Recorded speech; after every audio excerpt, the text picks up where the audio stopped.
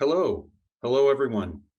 My name is Brian Scarpelli, and along with my co-chair Isidore, who you will see shortly, welcome to the February 24th, 2022 FCC Disability Advisory Committee meeting.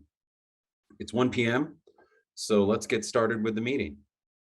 Thanks again to everyone for being here. We really appreciate your the committee members, FCC staff, and the public's interest and engagement. To start us off, we'll first hear from FCC Commissioner Starks.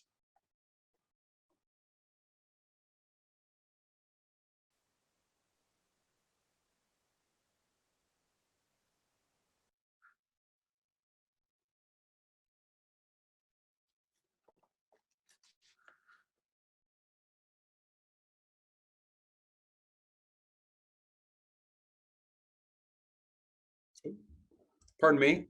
Okay, sorry about that. We'll return to Commissioner Starks momentarily. We're also set here today to hear from Commissioner Symington. So please go ahead, Commissioner. Thank you so much. Thank you, Brian. I really appreciate the kind invitation, beg your pardon, to chat with you all today. And thank you to the co-chairs, Josh, Brian, and Isidore for their hard work in organizing and leading this event. I'm delighted to speak at this third meeting of the fourth term of the Disability Advisory Committee. Today's meeting will include a presentation of a working group report and recommendation relating to telecommunications related services and video conferencing platforms.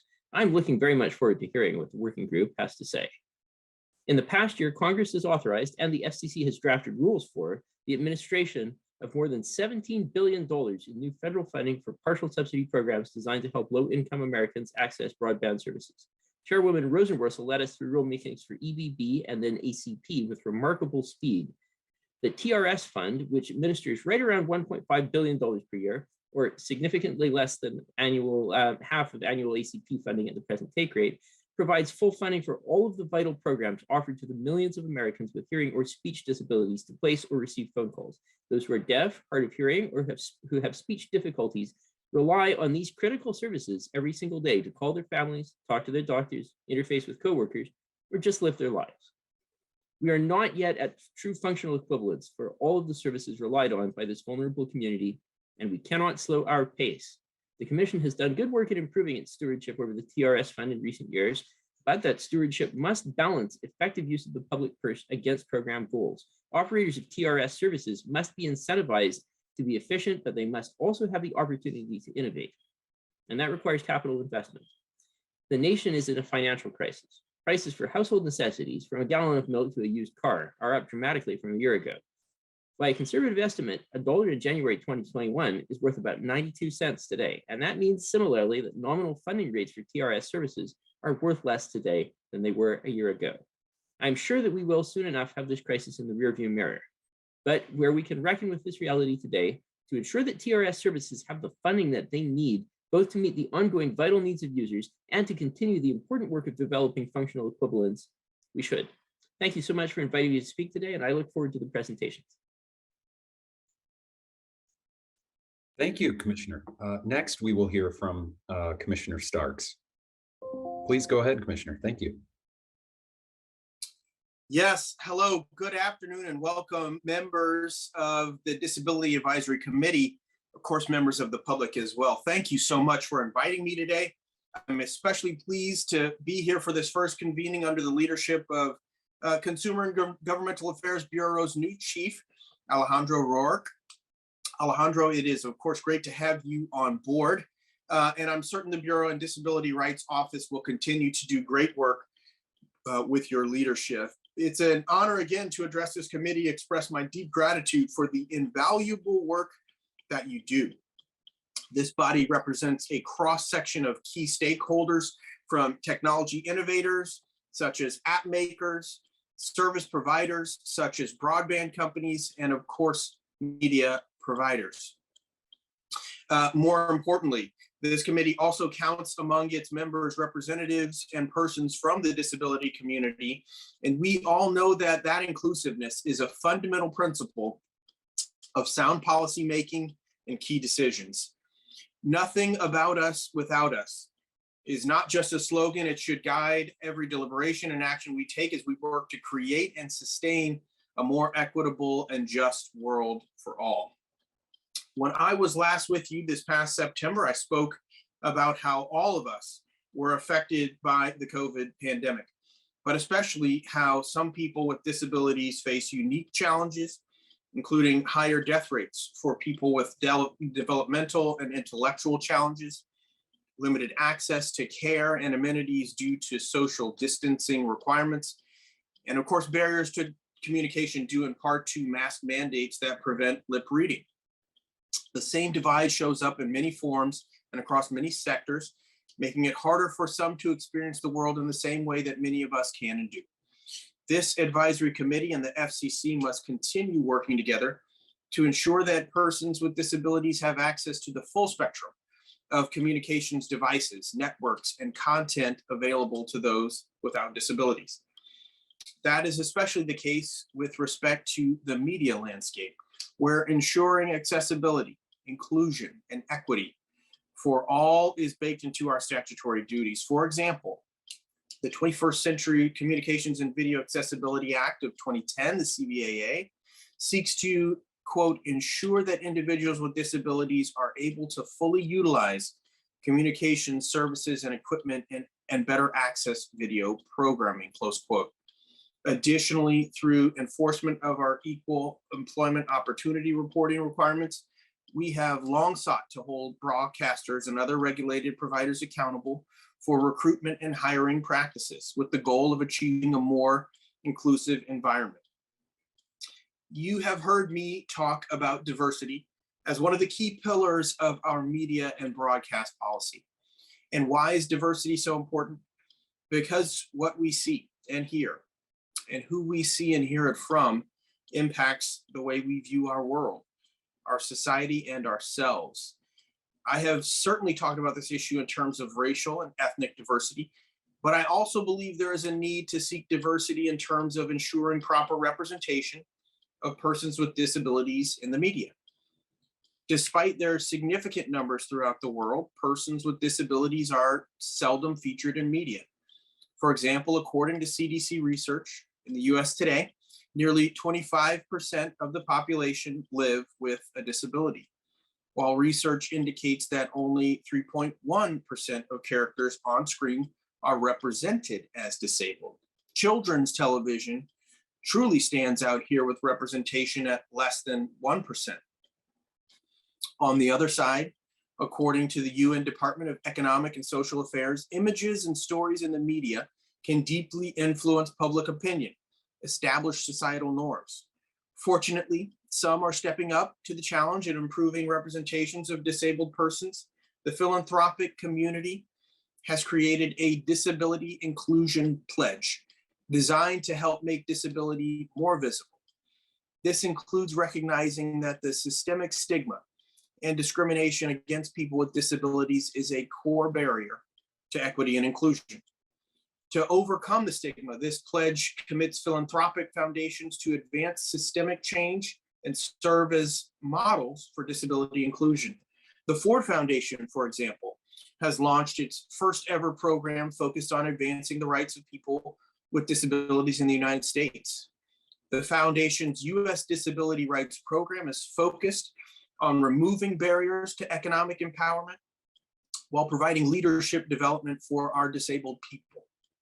500 CEOs and their companies have followed suit, joining together to form the Valuable 500, in which they make commitments to take actions for disability inclusion. These initiatives could bring significant benefit to individuals, the economy, and society.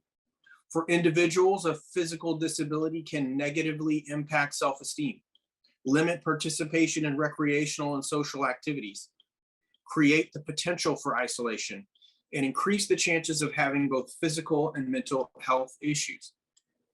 Further, Americans in the US with a disability, half nearly get no aerobic exercise, and there is a 38% higher rate of obesity in children with disabilities. This problem was articulated by the CDC when it reported that a lack of physical activity among disabled persons cost the US nearly $117 billion for related care annually. Understanding that we all do better when we all do better. What can we do as an agency to improve diversity and inclusion in the media, which can be a vital instrument in raising awareness, countering stigma, and challenging misinformation?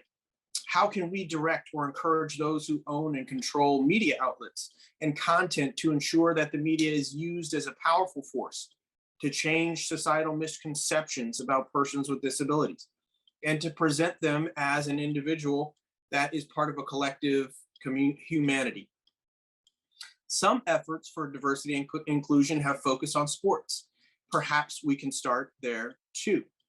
There is considerable evidence that sports for those in the disability community, known as adaptive sports, have the power to transform lives, both in changing how persons with disabilities look at themselves, as well as how society treats them.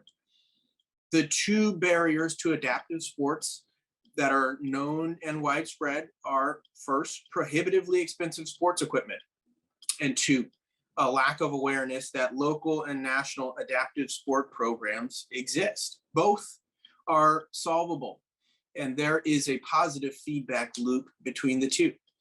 The better job our society does in overcoming one, the easier it can be in overcoming the other, and that is likely to happen if adaptive sports gain more media attention. The Paralympics, of course, is the third most viewed sports event globally, following only the Olympics and the World Cup. This is backed by data showing as well ticket sales for the Paralympics and TV viewership have been increasing exponentially, showing an increased demand for access to adaptive sports, just like we have heard over the last weeks during these Winter Olympics about gold medalist figures Nathan Chen, gold medalist Aaron Jackson. We should also know about our winter Paralympian heroes like Oksana Masters and Aaron Pike. Here too, others are stepping up. For example, a new initiative called the Adaptive Sports Movement is holding multi-stakeholder roundtables to address these issues, is working with media companies to design strategies to raise awareness and tell more inclusive stories. More can be done. Given the plethora of outlets, there's ample opportunity to showcase adaptive sports, tell these stories of these athletes. In short, although the addressable market is there, the current media environment still needs a nudge to tell bigger and more inclusive stories. I'm not here offering a detailed agenda, but I'm here asking those questions, here to start a conversation and start, of course, working towards solutions that will make a difference in the lives of persons experiencing life with a disability. As your charter explains, this committee is intended to provide an effective means for interested stakeholders to exchange ideas, which will in turn enhance the commission's ability to address disability access issues. And so with that in mind, let me close. I encourage you to help us look out over the horizon on how to best address the interests and needs of persons with disabilities. What should we at the FCC be doing? What data can we begin collecting? Who are the stakeholders we need to convene? And how can we use the voice and authority of the FCC to improve the lives and of those in communities? I look forward to your advice. Thank you all. Have a productive meeting, and of course, be well and be safe. Thank you. Thank you so much, Commissioner. Really appreciate those remarks. I know that later on in the meeting, we likely will be joined by Chairwoman Rosenworcel as well, so please hang on for that. Next, I'm happy to introduce the new Chief of the Consumer and Governmental Affairs Bureau, Alejandro Rourke. Thanks, Brian. So first of all, welcome to the third meeting of this term's Disability Advisory Committee. As a new member of the FCP family, I am very happy to meet you all, albeit virtually, but I definitely look forward to a time when we can all meet and gather together in person.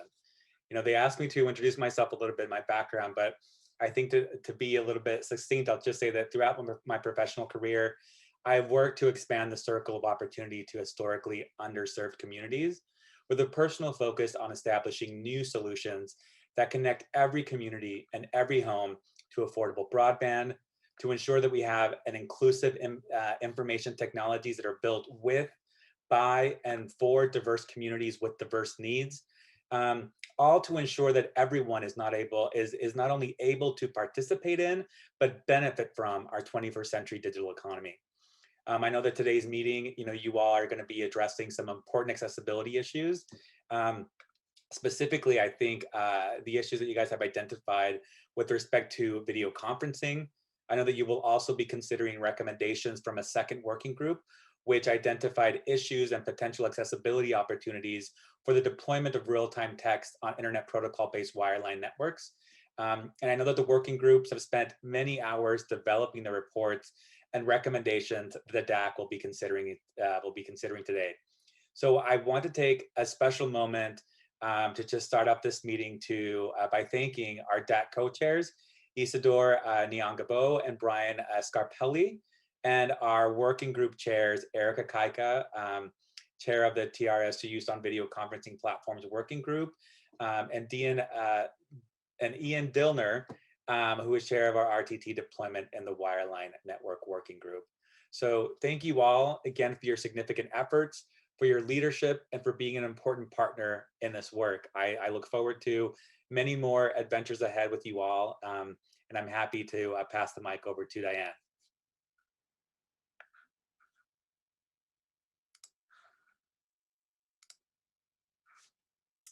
Thank you, Alejandro, and greetings, everyone. We're getting used to this new normal, and it's wonderful to see you at least virtually, or at least your names in the boxes right now, but I hope that we can do this in person again sometime soon. The pandemic has challenged all of us in many ways that have made accessible technology all the more important, and we appreciate the opportunity to continue to work with you during these times. And we'd really like to give a shout out to thanks to all the DAC members who've devoted their time and energy to these important issues, as well as I'd like to add my thanks to Isidore and Brian, the DAC co-chairs, as well as the co-chairs of the working groups, Ian and Eric. And I also would like to recognize the amazing FCC staff who made this meeting possible. The designated federal officer, Josh Mendelson, Deputy DFO, Will Schell, the CMR staff, interpreters and captioners, and many more. So I know we have a lot to cover this afternoon. So with that, I'll turn it back to Brian, and we can continue with the meeting. Thank you so very much for coming today. Wonderful. Thank you, Alejandro. Thank you, Diane. Excellent. So next, we should hear from our new designated federal officer, our DFO, for the Disability Advisory Committee, the DAC, Josh, to give us some housekeeping rules. Hi, hello everyone. This is Josh Mendelson. I am, as was stated, the new designated federal officer, or DFO, as it is known, for the Disability Advisory Committee. First, I would like to thank Will Schell, who previously served as the designated federal officer for the DAC and who is now working with me as deputy DFO. I do want to take a few minutes to review some of our housekeeping rules for the meeting, as well as our communication protocols that we ask you to follow to ensure the operation of a smooth and effective meeting that is accessible for everyone. I know you may have heard and seen these rules many times before, so I ask for your indulgence. To maximize our screen space and to minimize distraction, if you would please leave your video off and your microphone muted unless or until you have the floor. We will only have our queued language transliterator, Asl Interpreter, and any individual with the floor at a given time with their video on. Only one person may have the floor at a time. And please do not toggle on your video or unmute yourself unless or until you are called on to do so by one of the co-chairs. Please identify yourself before speaking. And if you could take some pauses regularly while you are providing remarks in order to allow for effective communication. If you would like to be called on, please use the Zoom hand raising feature in order to request to be recognized to take the floor. And please remember that after you have finished making your remarks, if you would also lower your hand in that same hand raising tool, toggle your video off and mute your microphone. If you do not, then certainly one of our meeting hosts can do that for you. For the purposes of roll call, one of our DAC co-chairs will be going through a roster of each of our member organizations. When your organization is called, if you would please come up by video and introduce yourself quickly. This meeting is open to the public and is being live streamed at fcc.gov/live and on the FCC's YouTube page, I believe. Public participation in this meeting is welcomed, and we are taking questions and comments in this meeting via email only. The email address to which you can send those questions or comments is livequestions with an S at the end, livequestions@fcc.gov. And we will have time reserved towards the end of the meeting to address those public questions and comments.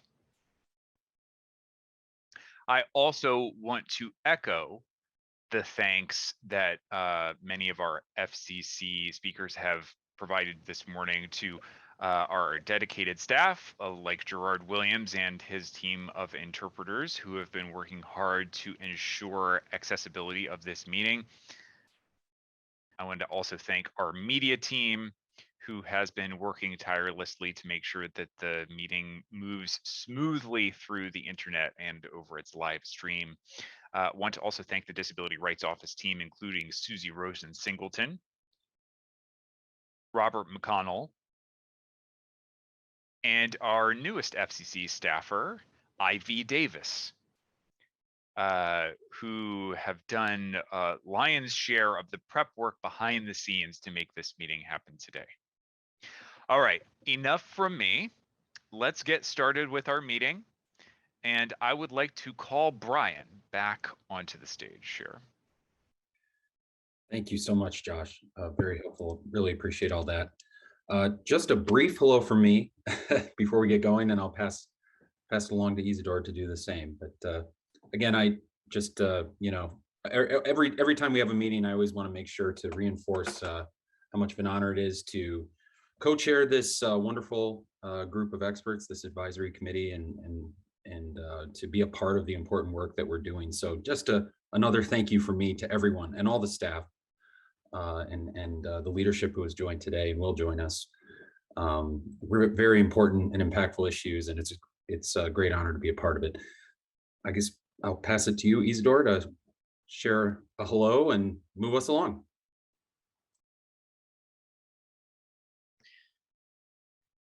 Yes, thank you, Brian. This is Isidore, co-chair for the Disability Advisory Committee for the second time here. It really is an honor and a privilege to be able to serve with this wonderful group, wonderful community here. We are going to get started with roll call so we can move through. And again, as Brian said, if you would come up via video and audio to say hello as I call you. And forgive me as I look away from my camera here to make sure I'm following my list and not missing anyone. First is ACT, the App Association. That is my co-chair, Brian Scarpelli. Thank you, I'm here. Great. Next, ACB, American Council for the Blind. That is Clark Rackfall. And Clark Director of Rackfall is here for Advocacy the and American Government Council of the Affairs, Blind. and then Anthony Stevens, Director of Development.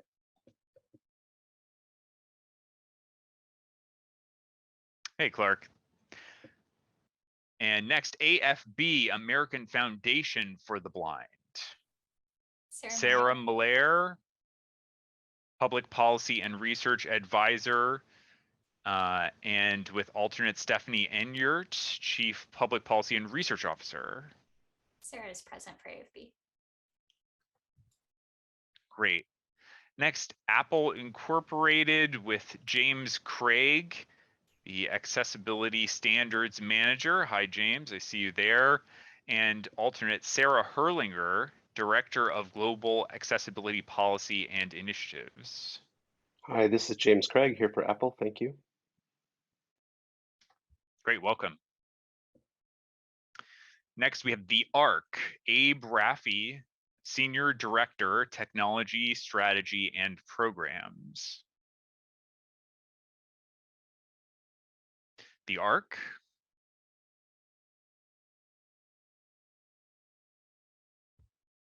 All right. Next, AT&T, Linda Vandeloop, Assistant Vice President, External Affairs and Regulatory. Hi, it's Linda Vandeloop, AT&T. Great. And is your alternate here as well, Susan Mazrui, Director of Public Policy? All right. Moving on to Bridge Multimedia Corporation. Wendy Sapp, Director of Research, and her alternate, Matthew Kaplowitz, President and CEO. Good afternoon, Matthew Kaplowitz here. Great, thank you. CPDO, Cerebral Palsy and Deaf Organization. Mark Hill, President. Hey, Mark. Hi there, this is Mark. Good to see you. Great. City of Boston. That's Carl Richardson, member of the Mayor's Commission for Persons with Disabilities Advisory Board. Carl Richardson here. Good afternoon. Good afternoon. Next, Clear Captions. We've got Michael Strecker, Vice President of Regulatory and Strategic Policy, and his alternate Matthew Palmer, Senior Compliance Manager. Hello, everyone. Michael Strecker here. Great. Next, Comcast Corporation and NBC Universal Media. So we may be seeing Tom Ludkowski, Vice President, Accessibility and Multicultural Technology and Product, or Angela Ball, Vice President, Regulatory Affairs. Hello, everybody. Tom Ludkowski here, actually here with other alternates, Jerry Parkins and Richard Wickoff from Comcast Cable. I'm going to have to duck out of the meeting around 2. So Jerry and Richard will be representing Comcast for any voting. One of the two will represent us. Great, thank you.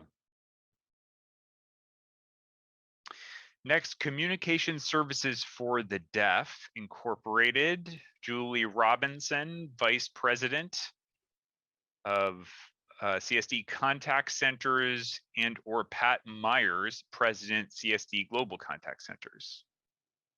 Good afternoon, this is Julie Robinson. Great, thank you. CTA, the Consumer Technology Association. Do we have Rachel Nemeth, Senior Director of Regulatory Affairs, or either of two alternates, Rehan Ehsan, Senior Director of Standards and Technology, or Jamie Suskind, Vice President, Policy and Regulatory Affairs. Hi, good afternoon. This is Rachel Nemeth with CTA.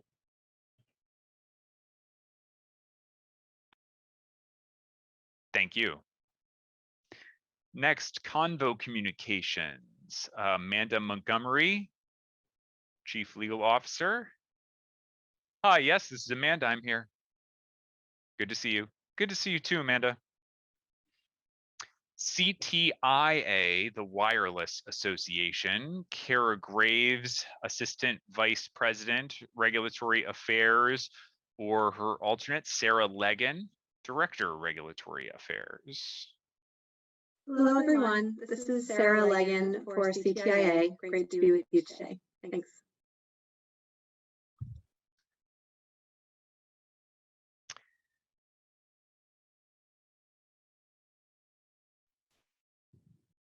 Great. Deafblind Citizens in Action. Do we have George Stern, Secretary, or his alternate, Divya Goel, member? Yes. Hello. This is Divya, present. Good to be here. Great. Thank you. Decapta.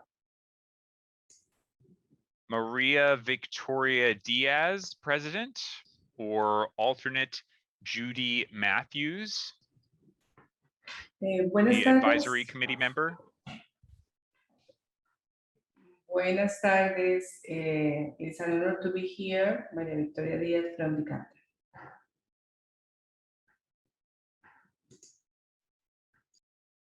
Great, thank you. Hamilton Relay Incorporated, Beth Slough, Director of Account Management and Compliance Manager.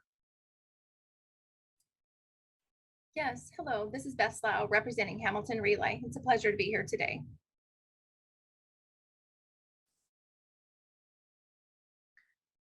Great.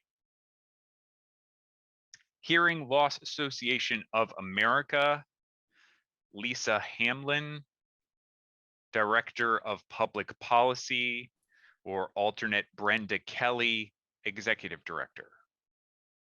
Hi all, good afternoon. This is Lisa Hamlin with Hearing Loss Association of America. Great. IBM, Mary Jo Muller, Accessibility Standards Program Manager, or Pamela Siebert, Software Engineer. Hi, this is Mary Jo Mueller with IBM. Hi.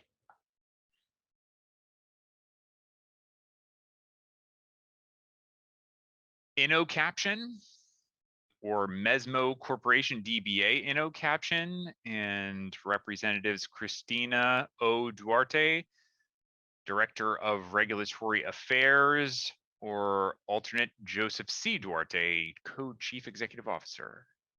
Hi, everybody. This is Christina with InnoCaption. Nice to see you. Hi. National Association of State Relay Administration. We have either Travis Doherty, Maryland Relay Manager, or alternate Rebecca Rosenthal, Telecommunications Resources Program Manager for the State of North Carolina Division of Services for the Deaf and Hard of Hearing. Hi, this is Travis Doherty with NASRA. Good to see everybody again today.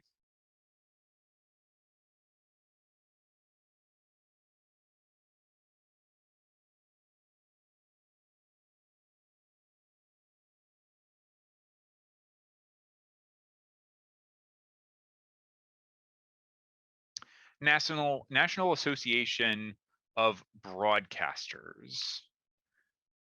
Joshua Pila, General Counsel, local media and video for Meredith Corporation, or alternate Larry Walk, Associate General Counsel with the National Association of Broadcasters. Hi, this is Josh Parila. Happy to be here. Thank you.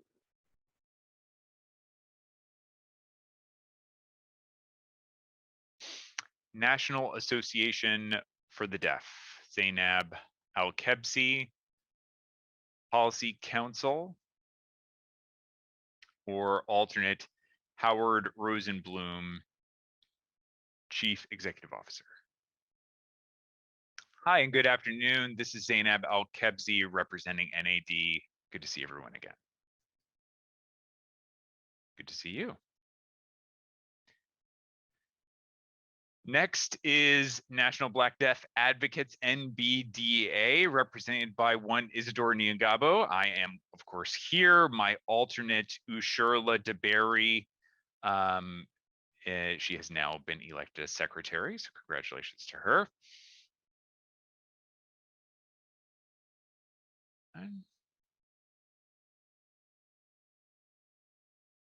National Emergency Numbering Association. Richard Ray, Accessibility Committee member. Hey, good day, everyone. Wonderful to see everyone. This is Richard Ray with the National Emergency Numbering Association. Good to see you, Isidore.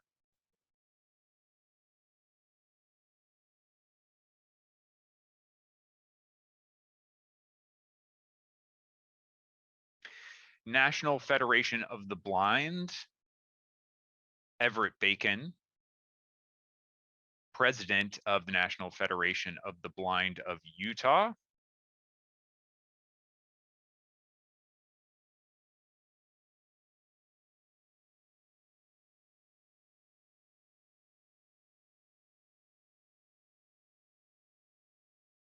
Hello, this is Everett Bacon. President.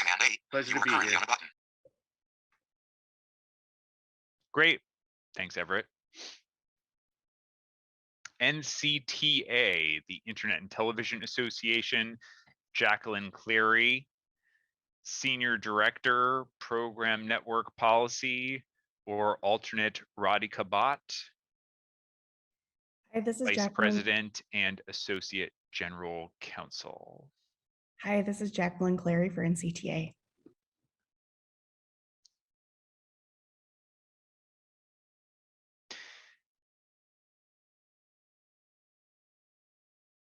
Great. Perkins School for the Blind. Kristen Lee, Manager, Massachusetts and Rhode Island National Deafblind Equipment Distribution Program, or alternate Marcia Brooks, Director. Good afternoon. I'm Kristen Lee from Perkins School for the Blind.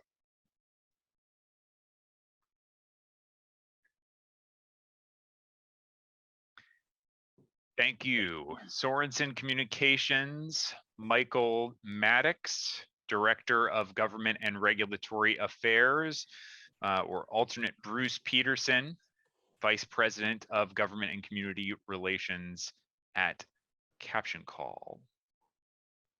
Good afternoon. This is Michael Maddox with Sorensen, and our alternate Bruce Peterson is participating through the public link. Good to be here.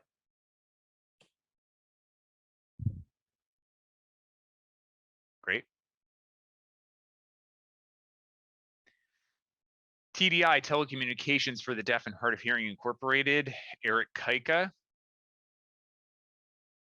Chief Executive Officer, and or Blake Reed, Associate Clinical Professor, Director, Samuelson Glushko, Technology, Law, and Policy Clinic at Colorado Law.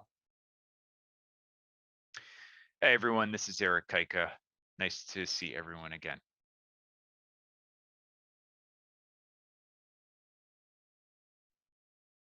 Great, next T-Mobile US Incorporated. Shelley Blakeney, who I see is here, and the Director of the Government Affairs Department, and alternate Dennis Selznick, Business Development Manager. Hi, good afternoon. Shelley Blakeney here, T-Mobile Government Affairs Department.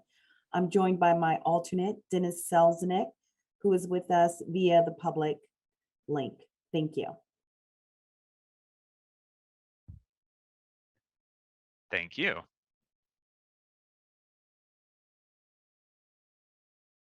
Trace Research and Development Center, Bern Jordan, Assistant Research Scientist, or alternate Greg Vanderheiden, Director. Hello, this is Baron Jordan with the Trace Center. Great. Verizon Communications, Zachary Bastian, Manager, Strategic Alliances, with Ian Dillner, Associate General Counsel and Director for Federal Regulatory. Hello, this is Zachary Bastian speaking, representing Verizon. Ian Dillner, who chaired the Committee on RTT, is also in attendance today.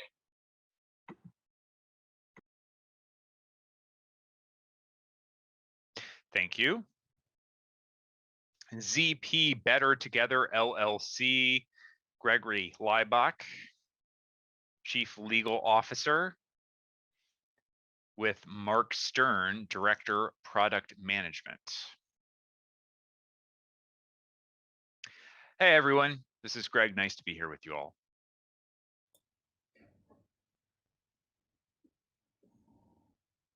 And we also have a group of ex officio federal government representatives who are our non-voting members, 4 in total. First, we have U.S. Access Board, Timothy P. Cregan, Senior Accessibility Specialist, with alternate Bruce Bailey, Accessible IT Specialist. Thank you. Good afternoon. Timothy Cregan here, and I'm my colleague Bruce Bailey is also on the call. Welcome and good afternoon.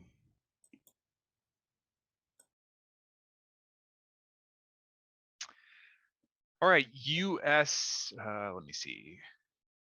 U.S. Department of Education, Office of Special Education and Rehabilitative Services, Brianne Berger, Director and Liaison to the Special Institutions, or in the alternate, Tara Courchain, Education Program Specialist. Hi, everyone. Yes, this is Brianne Berger here from U.S. Department of Education. Nice to see everyone.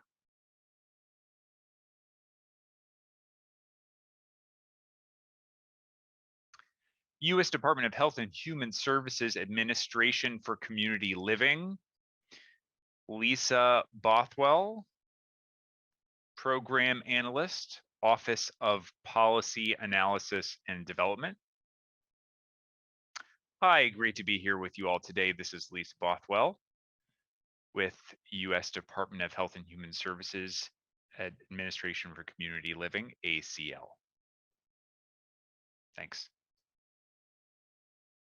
Great, and last but certainly not least, Federal Emergency Management, or the U.S. Department of Homeland Security, Federal Emergency Management Agency, Aaron Kuby, Communications Access Specialist, External Affairs, and alternate Gay Jones, Strategic Communications Access Specialist, Office of Disability Integration and Coordination. Hi, good afternoon, everyone. This is Aaron Kuby with FEMA. Good to see everyone.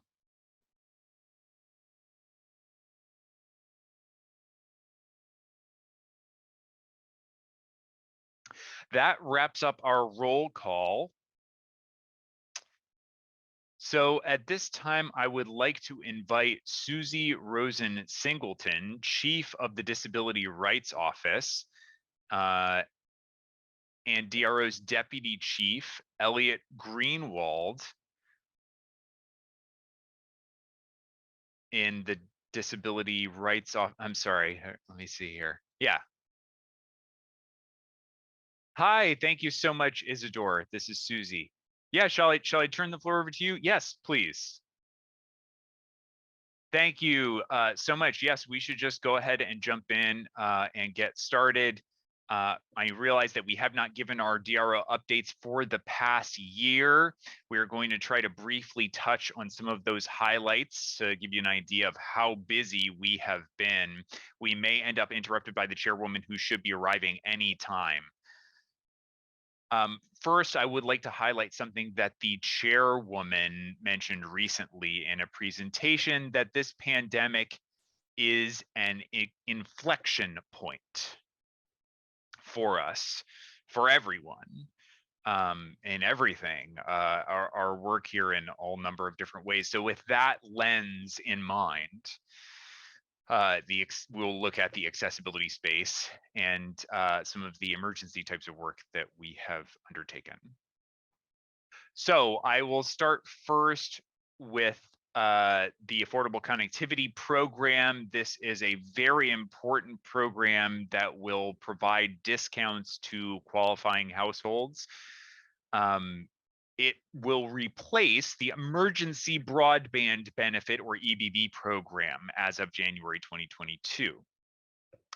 Without further ado, I just would encourage you to spread the news far and wide amongst your communities about this important program, and to go to fcc.gov/ACP, where you will also see some toolkit materials for outreach, as well as applications for those individuals who are interested in applying directly for the discount. There's also an ASL video that lives there as well. I was hoping to show it to you today, but it looks like we're running a little bit behind. So hopefully you'll have an opportunity to take a look at the ASL video yourselves. You'll see our own Ivy Davis, our new direct video calling technician, who is the signer in that video. We're happy to have her on board. I also want to mention the Emergency Connectivity Fund that we are now implementing. This is a $7.2 billion program that provides emergency connectivity funding for specifically schools and libraries. This is since May of 2021. We have been engaged in distribution there, also been providing some distributions for accessibility needs as well. And as of this past January, we provided a special additional benefit to some programs who needed more funding in order to meet some accessibility needs, like, for example, the Arizona School for Deaf and Blind. The ARC in New York, a private school there.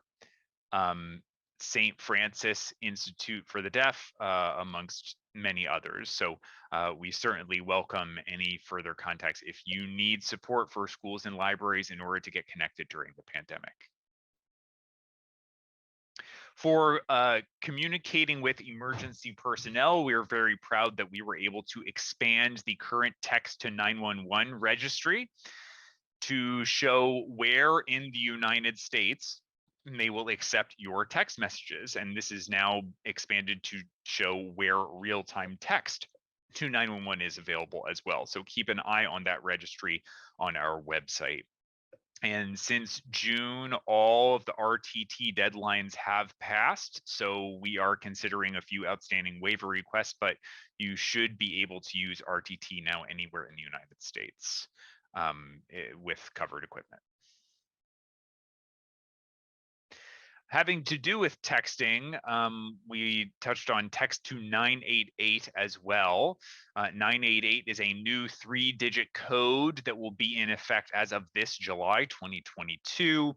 And voice and text options should be ready both by July 16th of this year, 2022. And while there is an 800 number, the 3-digit short code is something that we are very much hoping will aid in people remembering the method by which they can reach out to get additional help. One last thing in the emergency space as well before you move on, we did an emergency test of EAS, the Emergency Alerting System, in August, and we released a report in December. To recognize that while the test was generally successful, there were some persistent accessibility concerns. particularly having to do with readability, receiving the information in an accessible manner. So that information led to our new proceeding on which we are inviting comment from the public about how to make our EAS messages more clear. And that comment period will be closing on March 28th. We also are seeking comment on how to make sure that the emergency alert itself also matches in terms of the audio and visual messages. And that comment period is going to be closing May 10th. Moving on now to some accessibility rules in general. We have recently closed the comment period for the public's opinions on what we should do to update the 21st Century Communications and Video Accessibility Act rules. Many of those rules have been in place for quite a while now, and so we are welcoming your comments and now reviewing the comments that we received on the record there. We also have just started the process of inviting your comments about the biennial report to Congress having to do with the current status of implementation of the 21st Century Communications and Video Accessibility Act. That congressional report is due in October of this year. So for now, we are asking for your feedback about three things in particular. The first, what is industry compliance with the accessibility requirements for telecommunications services and equipment? And internet browsers built into mobile phones.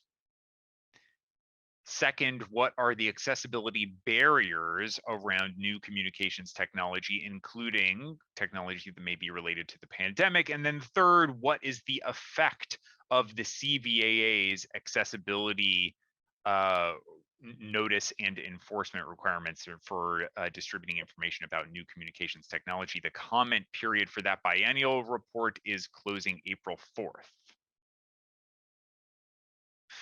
Now I'll move on quickly to video programming. First, for audio description, we announced the top 5 national broadcast networks that are subject to our audio description regulations for July 1st to July 1st of 2024. And they are TLC, HGTV, Hallmark, History, and the NBC channel.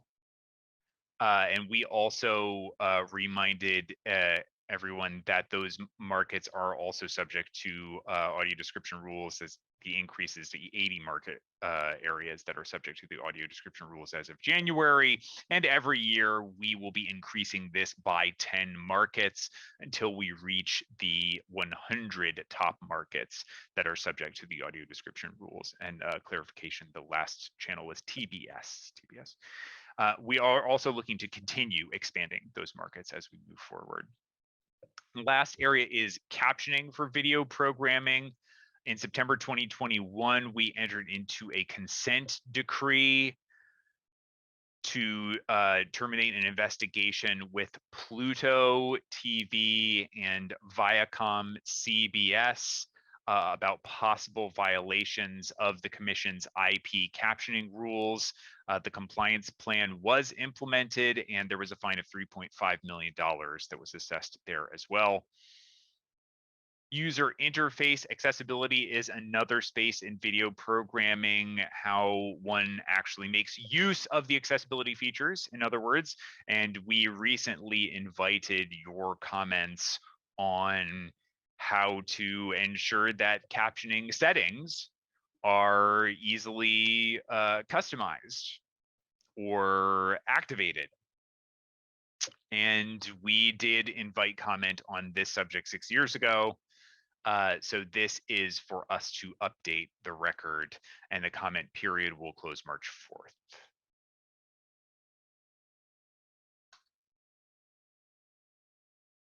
So I think I'd like to move on to hearing aid compatibility. Hearing aid compatibility, another important topic. We have just reminded the industry that we have new hack benchmarks for hearing aid compatibility. handsets manufacturers must move from 66% to 85% effective October 4th of 2021. And then for tier 1, which is nationwide service providers, must transition from 66% to 85% effective April 4th of 2022. And I can see now that Jessica, the chairwoman, is here now. So I will welcome you, chairwoman, and I will pause here, and we'll be very honored to hear from you. Thank you so much. I wanted to say good afternoon. I know I am coming in the middle of your session, but we had some intervening events this morning in my office, but I didn't want to miss the chance to be with the FCC's Disability Advisory Committee. I really wanted to thank you for volunteering your time to be a part of this important committee. And I want to offer a special thank you to our co-chairs, Isadora and Brian. You know, when I was thinking about joining you, I noted that this past week actually marked the 1-year anniversary of my first meeting with this group as the head of this agency. So 2 things occurred to me. First, time flies. And second, with 1 year under our collective belt, I think it's a good time to take stock and ask ourselves if we are making progress. I think the answer is a resounding yes. One of the issues I wanted this group to look at, as you know, is real-time text. That's because real-time text allows for a lot more conversational text messaging without having to press the send button, and it can make communications feel more natural, and also provides public safety benefits by making it faster and easier to call 911 and reach out in a crisis. Real-time text, of course, has now been deployed by our nationwide mobile carriers. Because the benefits of this technology are so apparent to us, we want to make sure that we have the opportunity to see if we can bring this functionality to wireline networks and offer additional assistance for those with hearing and speech disabilities using that technology. Another issue where I thought the FCC should be doing more is on telecommunications relay service use with video conferencing platforms like Zoom, Microsoft Teams, and WebEx. These are the tools that have fueled so much work-related activity during this pandemic, and of course, it's how we're gathering right now. It's a good bet that we're going to continue to rely on these tools when we get to the other side of this pandemic, which I hope is soon. But today, relay services are generally only available for use during video conferences when the meeting audio component is available by dialing the 10-digit telephone number for connecting the meeting to audio. So as you know, I asked this committee to look at those 2 issues, and you took the charge and you established working groups on each. And of course, today, right now, you're presenting your reports and recommendations to be voted on by the full committee. And when you're done today, I can't wait to tear into it, take a look, and see what you have come up with. But of course, these are not the only things that are happening at the FCC, and I want to draw attention to some of our other efforts. Our Media Bureau and Disabilities Rights Office co-hosted a forum on IP closed captioning this past December. We brought together experts, including consumer advocates, broadcast television and cable representatives, online video programming distributors, as well as academics, all to discuss what is currently being done to make video programming accessible through closed captioning in the online video arena, and what technical and legal limitations and challenges might exist to expanding the availability of online closed captioning. And then, of course, how are we going to resolve those issues? The discussions at this forum demonstrated that there have been real improvements in the availability of online closed captions in recent years, but they also show very clearly that more work is needed. We had a lot of industry panelists showing data that made apparent that the availability of online closed captioning has increased in order to serve audience demand and remain competitive. including some efforts beyond what the FCC's rules explicitly require. At the same time, consumer advocates explain that many consumers have a really hard time accessing captions depending on which software or hardware they're using. And there are real disparities in caption quality in our increasingly fragmented video programming marketplace. I think the biggest divergence in the panelists' views came to light during a discussion of the FCC's authority to require online captions for programming that have not been shown on traditional television. While members of the industry explained why they do not believe the agency currently has authority to adopt those requirements, consumer advocates took the opposite position. So the way I see it, this is not the end of the story. I think we need the dialogue on these issues to continue. And building on the success of that last forum, I'm pleased to announce we're going to be holding another forum, and this one on online audio description. So we're moving from closed captioning to discussion of audio description online. It's going to be held on March 28th, so mark your calendars, and it will explore the state of audio description for online video programming. And by that, of course, I mean basic availability, current best practices, and technical or legal issues we may need to overcome. So stay tuned for more details. All right, I want to end my intervention here by just thanking you for the commitment you make just by being here. You are part of ensuring that this agency brings modern communications to all. And maybe you've heard me say this before, but because I worked on it, I have a signed copy of the 21st Century Communications and Video Accessibility Act in my office at the FCC. And back in the days when we were in the office, it was prominently featured by the wall just by my entry door.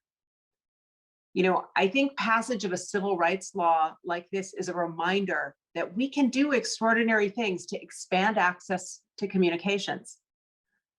But I also believe we make a mistake if we allow a law like that just to be a relic in a gold frame hung only on a wall. We have to give meaning to it as time and technology advance. That's what you do. That's what this committee is for. And it's also what I want the FCC to do. And I'm really grateful for your work to inform our efforts. Now you should get back to it. Thank you for letting me just jump in and join you today. Thank you so much for joining us today, Chairwoman, and your remarks that are very integral to the mission that we have here in the Disability Rights Office as well. So very much looking forward to continuing the work.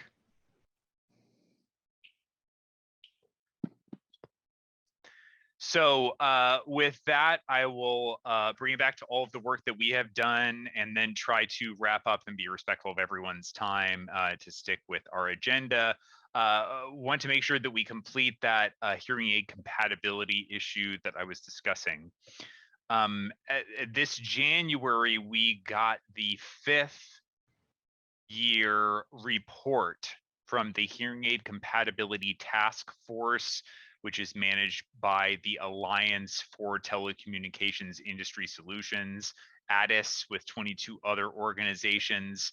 And that HAC task force goal is to see how we can get to 100% compliance now that we are at 85% or 66%, depending. So the path towards 100%, and we're anticipating getting that report in December of 2022. And we'll see how things go from there. There are a lot of other topics to cover, but I'm going to move on to the National Deafblind Equipment Distribution Program, or NDB-EDP, which is one of the keystone programs for our office. Applications are now due for the next 5-year period and the certification cycle. And those applications, or we have to receive those applications by June 30th, 2022. And the cycle itself will be, really sorry, I think I misspoke. So applications were received as of June 30th, 2021, and the cycle will be effective from July 1st of 2022 to June 30th, 2027. We also want to drive home that we did have the Chairwoman's AAA awards for advancement in accessibility in a virtual forum in this past December. So we were happy to recognize 3 leaders who have broken barriers during the pandemic. Those were accessible pharmacy services for the blind, Apple iOS 14, and communication services for the deaf, COVID ASL hotline. And now you may feel like there's been so much information. We certainly also have all of this information available archived on our Access Info page. So if you visit www.fcc.gov/accessinfo, please consider also subscribing to that mailing list. There's much more there. We have announced information there about the Lifeline report, about broadband labeling accessibility, amongst many other things. So with that, I want to say there's just so much going on. We're very much looking forward to continuing to collaborate with all of you as you help us do our work effectively. We could not do this without you. With that said, I will pass it over to Elliot Greenwald, Deputy Chief for Disability Rights Office, who focuses on telecommunications access, including relay services. Okay, thank you, Susie. Let me just get my notes up on my screen. Okay, it's good to be here virtually with everybody. Maybe one of these days we'll be here all together in person, so it won't feel like being in the Isaac Asimov novel, Robots of Dawn, where people lived far apart and saw each other only on video screens. So anyway, in terms of TRS, of course, I think you all know a lot has happened in the past year. So I'm just going to go over some highlights rather than take up the whole time at the DAC meeting. So on March 23rd, 2021, the Commission sought comment on the expansion of the TRS fund contribution base to include intrastate services in addition to interstate services to support VRS and IP relay. As many of you know, this was already done to support IPCTS a few years ago. So it's basically the proposal is to do the same thing for VRS and IP relay to broaden the contribution base and make those services more sustainable in the long run. And that's under active consideration at the moment. We've been very active in automatic speech recognition. CGB granted authorizations to provide IPCTS using automatic speech recognition to Clear Captions on April 13th, 2021, and to Caption Call on August 31st, 2021. We've also had a couple of applications filed, and CGB sought comment on those.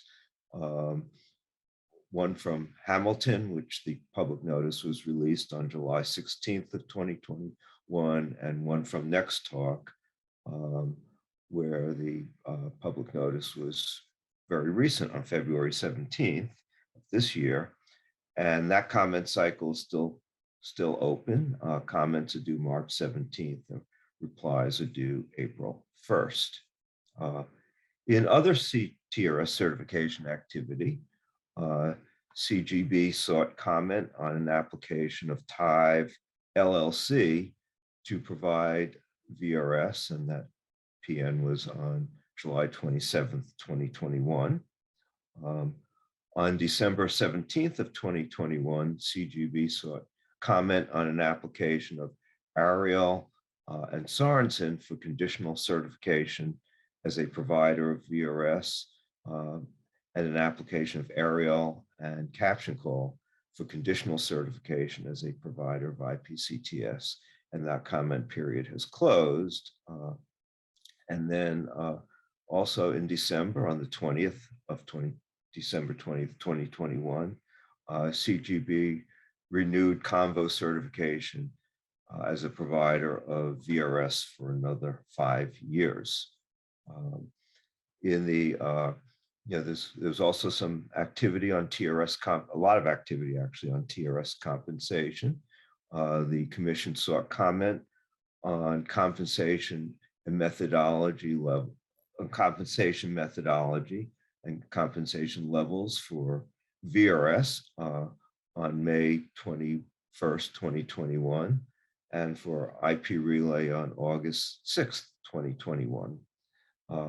And on November 12th, 2021, CGB extended the current VRS compensation levels through June 30th of this year. And we are very active working on reports and orders for compensation levels for those services. Also, the commission issued a further notice of proposed rulemaking seeking comment to make modern communications available and accessible to people with communication disabilities living in carceral facilities. That was released on May 24th, 2021. And we've also been active in direct video calling. CGB granted access to the TRS numbering directory to enable direct video calling to customer call centers to 2 entities, CSD on June 11th, 2021, and NWISE on January 28th of this year. In VRS on June 17th, 2021, CGB sought comment on a petition for rulemaking filed by Convo, asking to raise the cap on the percentage of VRS minutes that providers can handle by CAs working at home, and asking to eliminate the prohibition on VRS providers using contract communications assistance. And that's also another active proceeding, addressing those issues. And as many of you may know, in the GSA General Services Administration has been sunsetting the Fed Relay service, which is a relay service which was provided by GSA to TRS users in federal agencies, as well as also providing CART services and video remote interpreting services. But on the TRS front, which is our area, on October 8th, 2021, CGB granted the GSA General Services Administration a waiver of the IPCTS and IP relay user registration requirements to permit federal agencies to use a registration process similar to the VRS enterprise registration process for federal workers and on-premises contractors to use those services to assist with that transition. And that transition actually ended just this month, a couple of weeks ago. And so that was able to help facilitate that transition and to TRS for the Fed relay services that were similar to TRS services. And lastly, but certainly not least, on December 30th, 2021, CGB extended TRS pandemic waivers through March 31st, 2021. And now under active consideration is what we'll be doing next regarding the pandemic waivers. And with that, I turn the floor back to our co-chairs.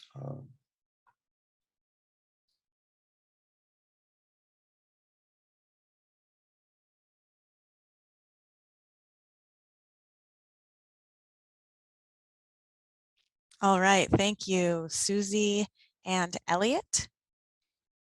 I would like to now welcome one of the working groups regarding TRS, focusing on using it via video platforms. Eric Kaika is going to be giving a report, and then we will go through a vote. Hopefully we can get through that in 40 minutes, and then we will have a 5-minute break. Thank you.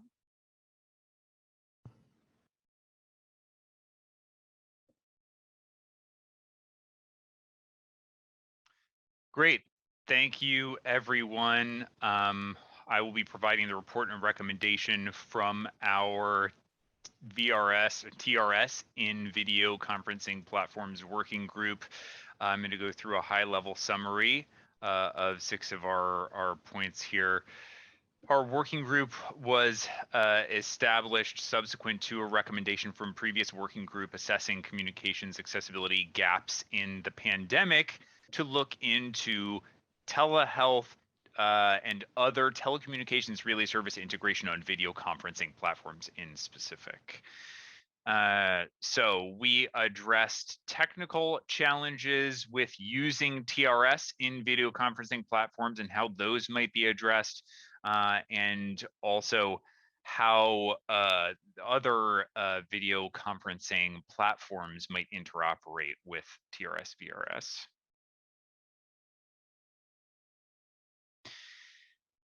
At the outset of the pandemic, of course, many people switched to using these video conferencing tools. Many deaf and hard of hearing individuals were joining video conferences, but were frustrated by the need to plug in relay services and a third party in order to facilitate communications access there. In many situations, there were meetings and situations that were not otherwise accessible.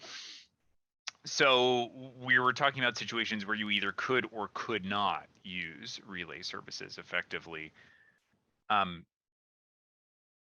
In areas where the video conferencing is not possible is where the video conferencing does not currently have a PSTN connection. That is, there is no way to connect separately to TRS in order to then connect to the audio service of the video conference. So sometimes we would have to make use of automated video or automated captioning of those video conferencing platforms to the extent that that is available. Some of those platforms and some agencies don't permit use of that ASR technology, so it can be a bit of a gamble.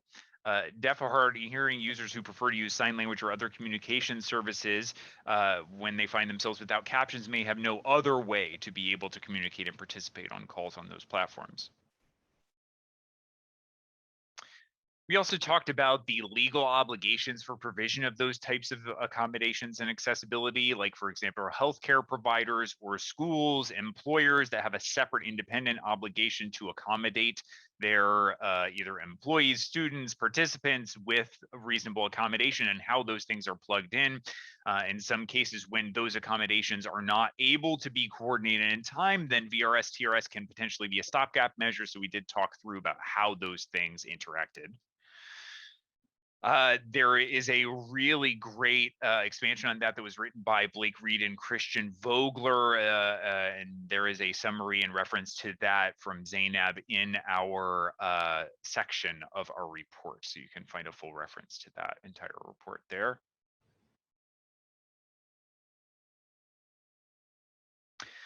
You also sometimes have to schedule your video conferences in order to access relay services. There can sometimes be a lot of different factors that can conspire to take up time, to take up money and other resources. So there's a question of legal obligation in terms of who is on the hook to pay for accommodation services, whether they be TRS or accommodation services provided by an entity.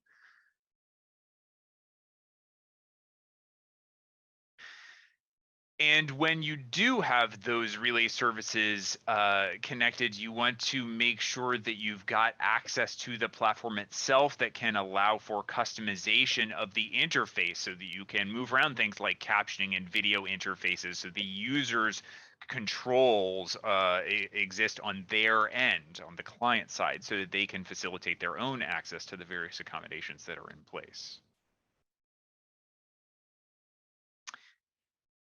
Then in situations where PSTN interconnection is possible, where you could potentially connect to TRS and connect into that video conferencing platform, many deaf users currently have to have two separate hardware or software devices. So we're talking about a multiple device or multiple screen configuration, which can certainly consume more actual broadband bandwidth. Could consume cellular network bandwidth to the extent that you're using a separate cellular device, could require purchase of a separate device, and could be cost prohibitive for some users. With that multi-screen, multi-device setup, you're also attempting to juggle the various responsibilities as an attendee to participate in the meeting on one end and to get access to the information accommodations on another end, and juggling all of those various demands can be very exhausting, as opposed to having one cohesive interface that includes both the meeting interface and the attendant obligation, or the attendant accommodations rather.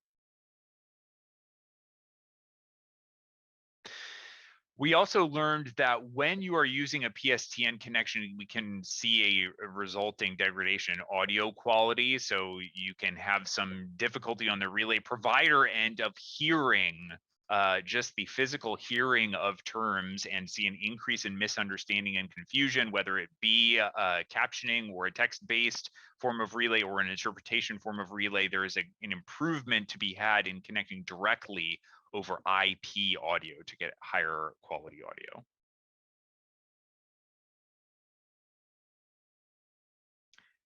We also have a section of background information there, and one specific sentence that we're going to amend here, and I'm going to sign this section out in terms of what we're proposing to add in order to clarify some misunderstandings of what this particular section means.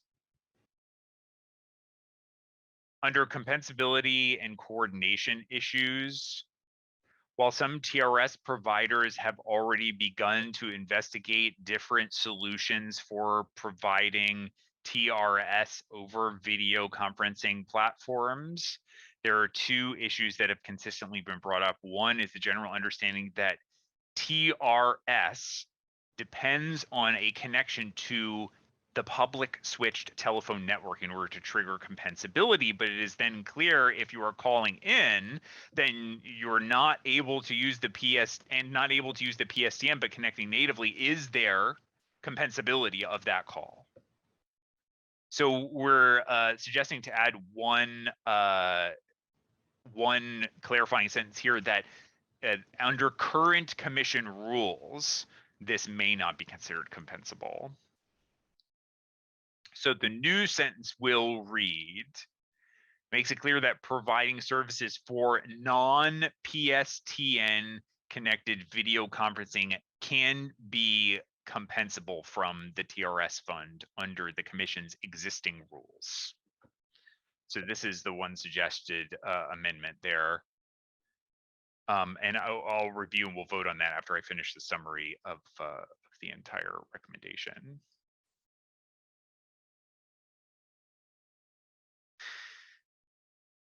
Now, the working group also tried to put together some suggested solutions and recommendations in coordinating with TRS providers, video conferencing platform providers, educational researchers, and consumer experiences. We came up with 4 areas that we in which we are providing some solutions or recommendations. The first is facilitating a technical mechanism for TRS to video conference interconnection,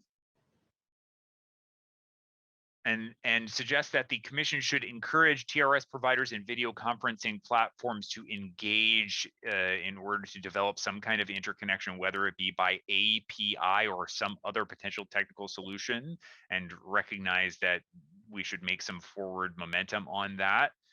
Allow for some time to do that, but to engage actively in the process of looking for a solution here. And as time goes on, we see the increasing need to deploy a solution like that.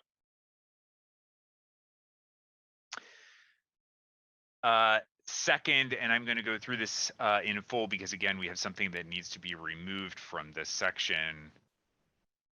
ensuring seamless user initiation of TRS. So it's the recommendation that the commission should work with all stakeholders to ensure that TRS users can access both their preferred TRS provider on their video conferencing platform of choice in real time, and comma, for platforms that have a pre-scheduled functionality for video conferencing.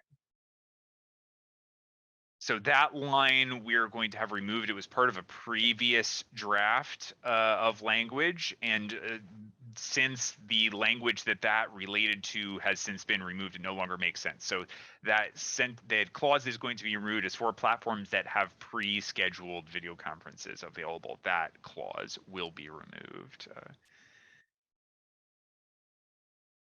So the idea is that once the TRS communication assistant has joined to the video conference to ensure that whatever TRS features exist are also incorporated into the video, audio, captioning, text for IP relay, what have you, that everything is centrally located inside the video conferencing platform, and that then all users should be able to make a selection for their TRS method of choice in order to make use of those accommodations in the video conferencing platform.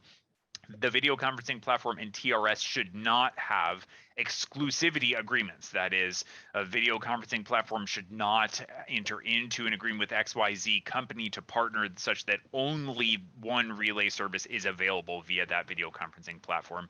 It should allow for any TRS platform to be connected.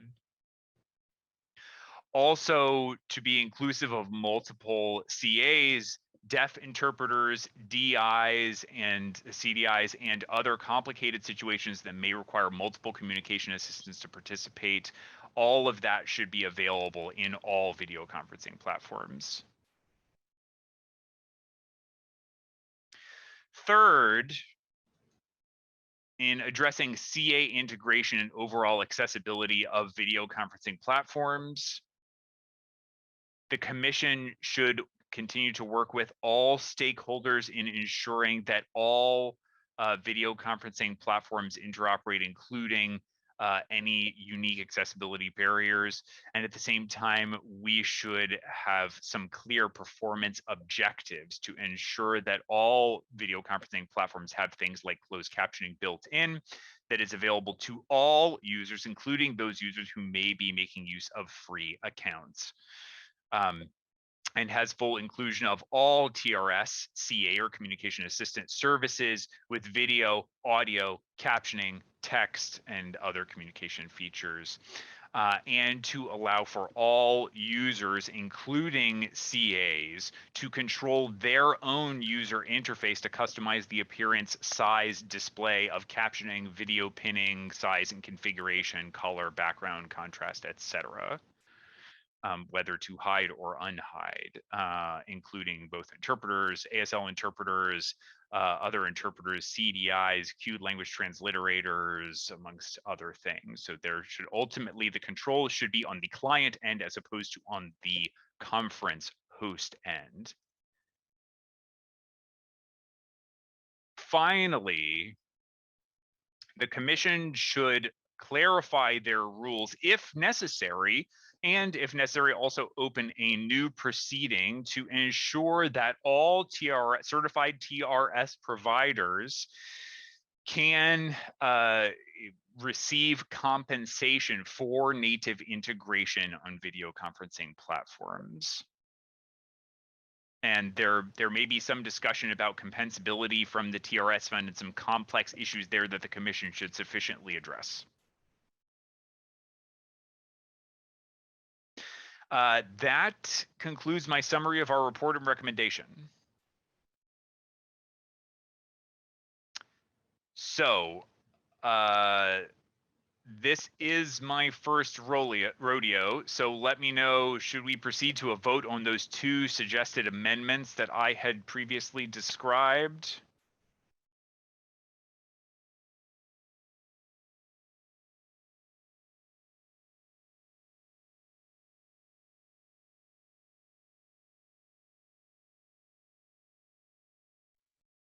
This is Josh. So please say again what needs to be taken out, and then we will ask for a motion to amend the recommendation to mirror that. Thank you. Okay. Let me scroll up to, okay. And this is Isidore. I see that Blake Reed's got a hand up.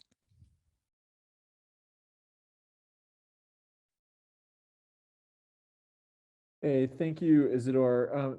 Kaika, I wonder if it wouldn't be helpful. I'd be happy to share my screen with those edits shown so that folks can take a look at the sentence in context. Would that be helpful? Kaika, what do you think? Yeah, I think we could see, hopefully if it doesn't mess up the screen visually, we could try that. And then I see someone with a hand up. I see interpreter Stephanie with a hand up.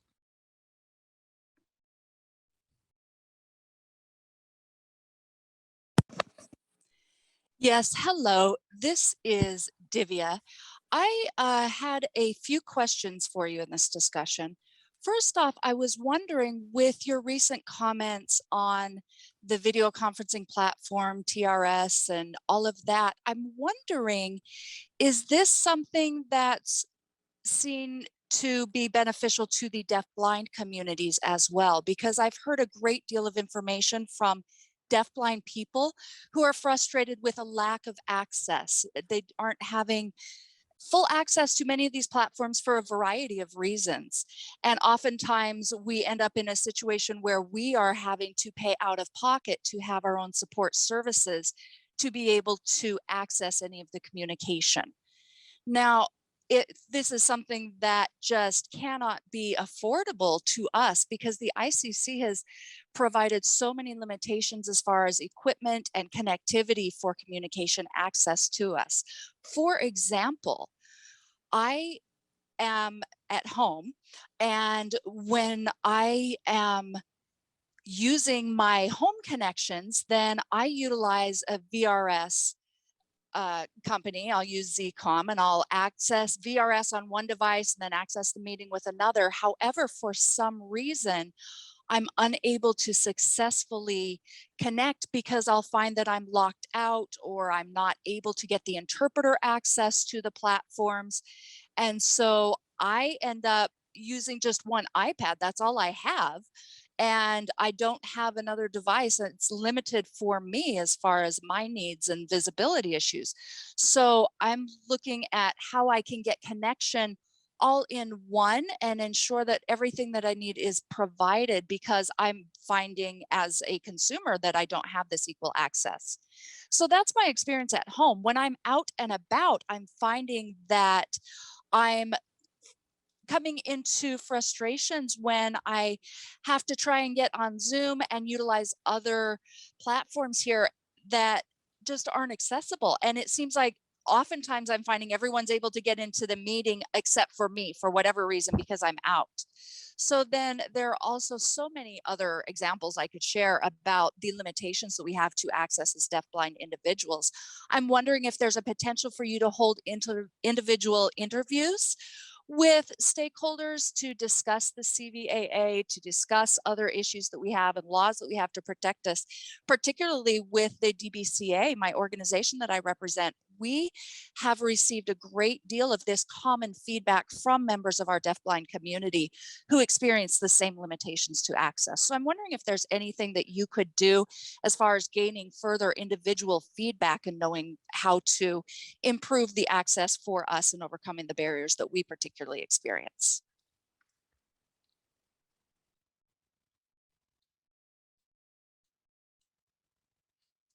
Thank you. Thank you for that explanation and question. Yes, I agree. We are very aware that the deafblind community has had struggles as far as full inclusion goes when using TRS. That is definitely something that many of us in the consumer groups have been discussing and raising with the FCC to discuss how to improve accessibility to TRS.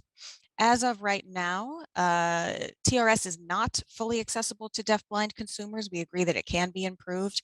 When that happens, with that technology and whatever that is should also be integrated into video conferencing platforms. So when we raise whatever is integrated into TRS that technologically is able to happen, we feel that it should be integrated into video conferencing platforms as well. So if at some point there's a deafblind consumer who is also using captioning with a deaf interpreter, for example, within the TRS ecosystem, it should then carry over into the video conferencing platform systems as well as you proposed. Yes.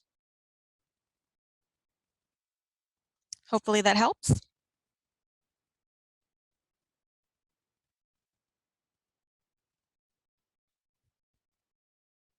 If nothing more, I will go ahead and ask for a motion to amend. I see Mark Hill has a hand up.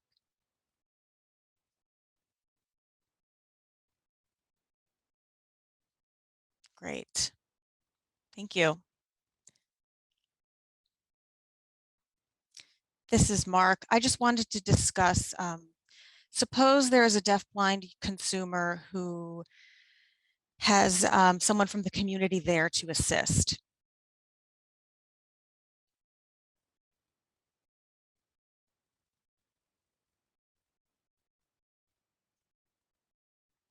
If someone who is low vision as well as has cerebral palsy, for example, who has a mobility limitation because of CP.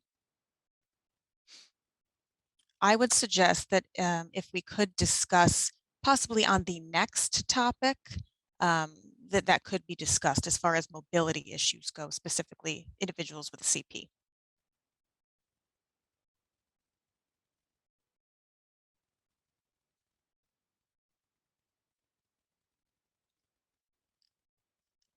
Okay, and this is Kaika. Just to clarify, you want to discuss this later when we move on to the next topic, or?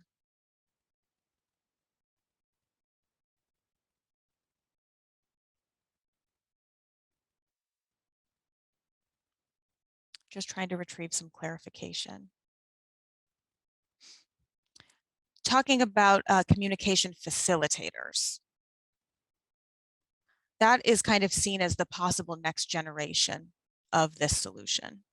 So that's one reason why I wanted to give a little bit more functional equivalence to the deafblind community.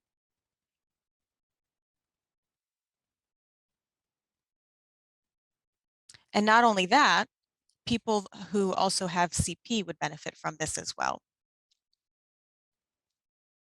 in addition to any other mobility limitations.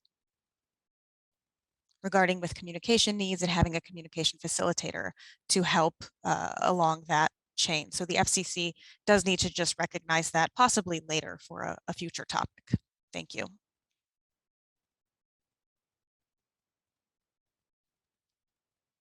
So discussing deafblind as well as those with mobility limitations. Having those discussed as two separate groups. Thank you. And this is Kaika. Yes, I agree. Anything that would improve access for those who have mobility limitations or deafblind individuals via TRS, of course, anything that is built in the TRS ecosystem, we believe should also happen in the video conferencing world. And Mark is saying, and that is regarding communication facilitators specifically, just want to call that out. Yes, thank you.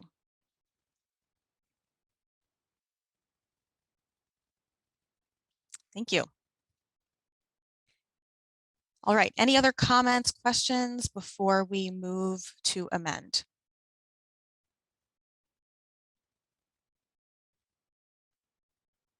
I see Elliot Greenwald with a hand up. I'm assuming to ask Blake to screen share. Yeah, yes, this Elliot. Yes, exactly. I'd like to see these on screen share.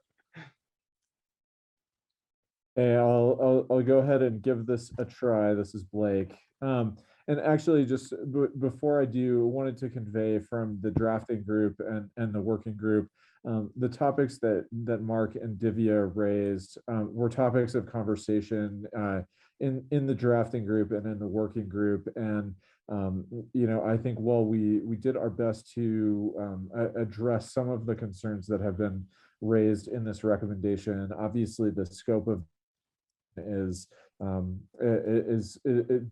not exhaustive of all of the really important dimensions that they have raised, and I think many of us would support the commission taking up the issues as Mark and Divya just framed them as topics for further inquiries by a dedicated working group or two dedicated working groups, as the case may be. With that, I'll go ahead and share my screen and make sure, is everyone able to see that? Elliot, can I get a thumbs up if that is coming through okay for folks? And One just so you second. know, Divya has a hand up as well.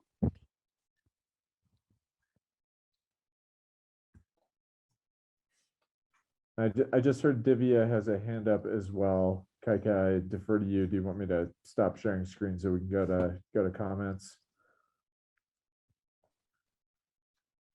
This is Kaika. I don't see any.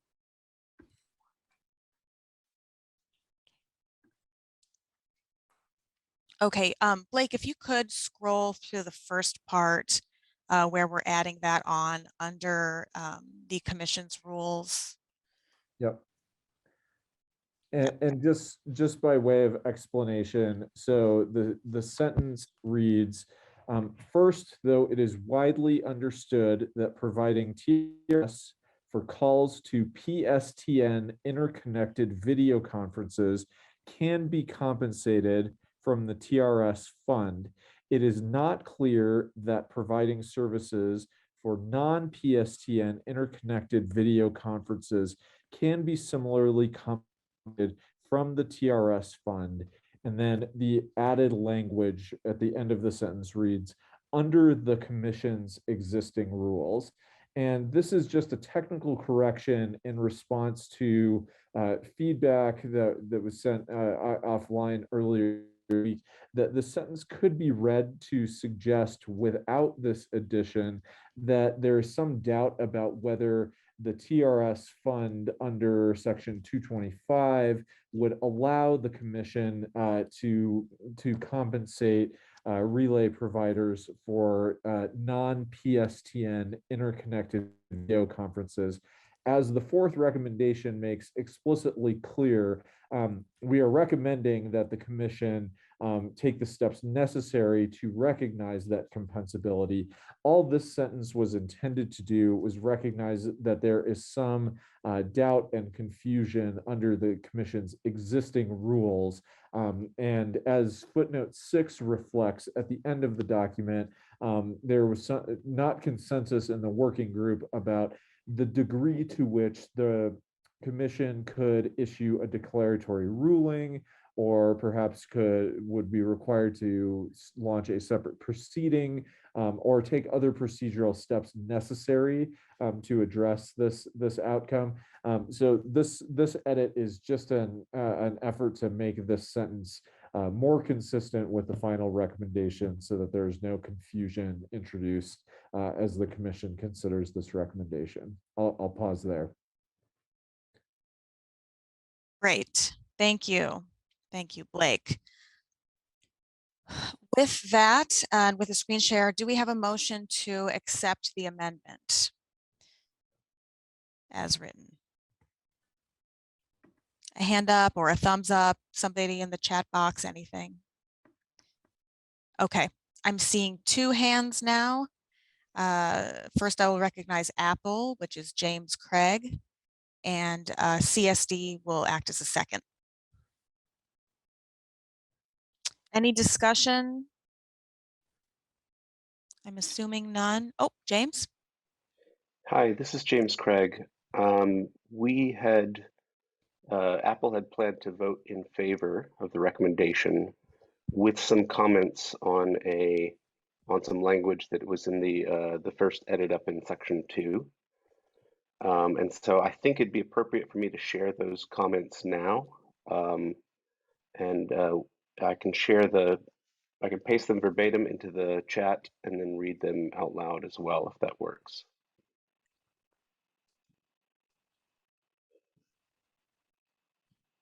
One moment.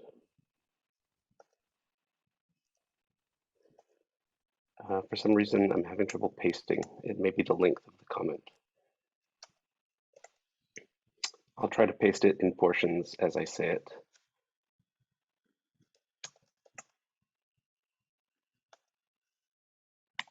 Here's the first part. Apple wishes to congratulate the TRS group and report drafters on their research. Apologies for the typo there. And votes to approve the recommendations. However, there are some points in the report for which we would like to clarify our understanding. Apple believes that the TRS interoperability investigations mentioned are warranted, and we look forward to exploring that possibility with video communication service vendors and TRS providers. Let me gather the rest.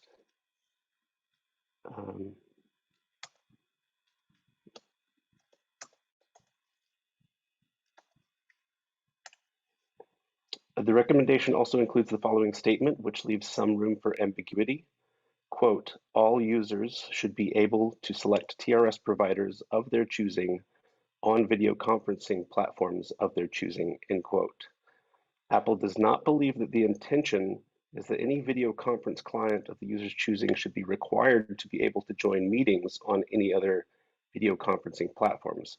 For example, it may be outside the scope of the DAC to recommend a GoToMeeting or FaceTime client app be able to join a Zoom or WebEx call. However, we do believe it is within the scope of the DAC to recommend that the TRS providers be able to connect with any of the aforementioned services. Apple believes the intention of the authors is that all video client apps should be as accessible as possible, and that all video conferencing platforms should support integration with TRS technologies from any TRS provider. We agree that this recommendation is necessary to ensure equal access for all. Thank you. So when Mr. Kaiko was explaining the summary, it sounded like he was referencing this particular language. I see in the edits, it's a couple sentences ahead of time, but I wanted to call this out now in case there were edits needed. But otherwise, we could let this statement stand as is and vote to approve. Thank you.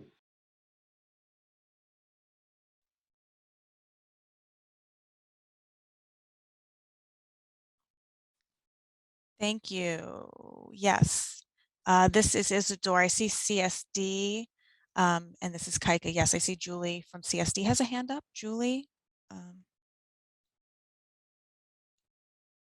No, I'm sorry. I was just going to vote to move her.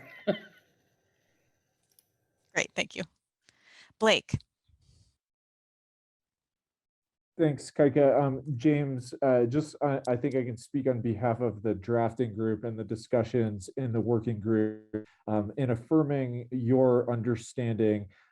Indeed, the conversation of the possibility of interoperability between different video conferencing platforms was neither a topic of discussion during the working group nor an intended implication of any of the statements, at least from my perspective, in the recommendation itself. I would ask at this point. I don't think there's any language in particular that's intended to suggest that, or could likely be read to suggest that. But happy to affirm. I think and if others wish to correct on this, please chime in. But I don't think that was an intended topic either for the drafting group or the working group, and any bearing on that topic is entirely incidental and unintentional.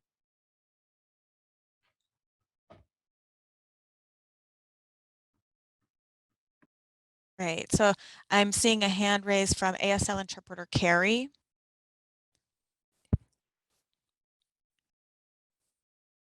Yes, hello, this is Divya again. I just wanted to add to the discussion, and I agree with what has been said. I understand that Mark wanted to add to my comment earlier about deafblind individuals and the issues that we see. Just as he mentioned with cerebral palsy, there are a variety of other barriers to accessibility. I guess my concern is with someone like a communication facilitator, TRS funding would not apply to that. I mean, as a deafblind individual, those funds have to come out of my own pocket. But if you think about someone that might even have a cognitive disability like dyslexia, plus a vision loss and a hearing loss, and then, as Mark mentioned, and someone with CP, you can see those consumers with a myriad of different accessible tools for communication. Those aren't always included. So I'm wondering how and if the FCC could provide that kind of communication access 24/7 for someone that may be able to use text, which is in English, or may prefer to use ASL. I don't know. I like the idea of a communication facilitator, but I don't know how FCC could get behind that to have someone almost like a co-navigator be with a deafblind individual 24/7 to ensure communication access using the current technology that we have. Of course, I'm not just speaking for myself, but again, there are many of my own colleagues that I know that have a hearing loss and a vision loss, may identify as deafblind, but they also have other mental and physical conditions that do limit their communication access. And so when Mark mentioned communication facilitator, I was definitely intrigued, but would like more discussion on how that would work. Could the FCC truly compensate a communication facilitator for, in Mark's example, someone that has CP? Of course, I would love to have that accommodation available to me as a deafblind individual. And that also brings to mind deafblind individuals have other limitations, those physical limitations. And so it's going to take a lot of careful consideration and discussion on how do we make communication accessible for all of these consumers that within our community are diverse in so many ways. Of course, I would say ideally someone in person, a communication facilitator, yes, that would be ideal, but I don't know if that's realistic.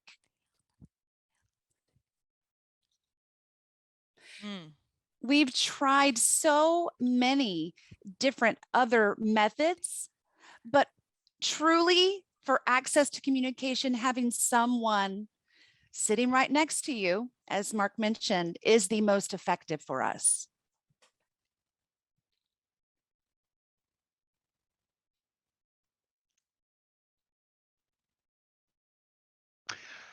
Completely understood. Agree with your request, Divya. I think that maybe we can ask the DAC to potentially implement another working group in order to consider this further, because a lot of what you and Mark have both raised is really not necessarily in the scope of what this particular working group was tasked with and focusing on, just ensuring TRS interoperability with video conferencing platforms. But I certainly recognize that TRS does need to raise the bar of accessibility features for people with multiple disabilities. So potentially that could be something the FCC could consider implementing a new working group on the DAC. But I do want to narrow in our scope right now in terms of how we can ensure that our current TRS accessibility features interoperate with video conferencing platforms.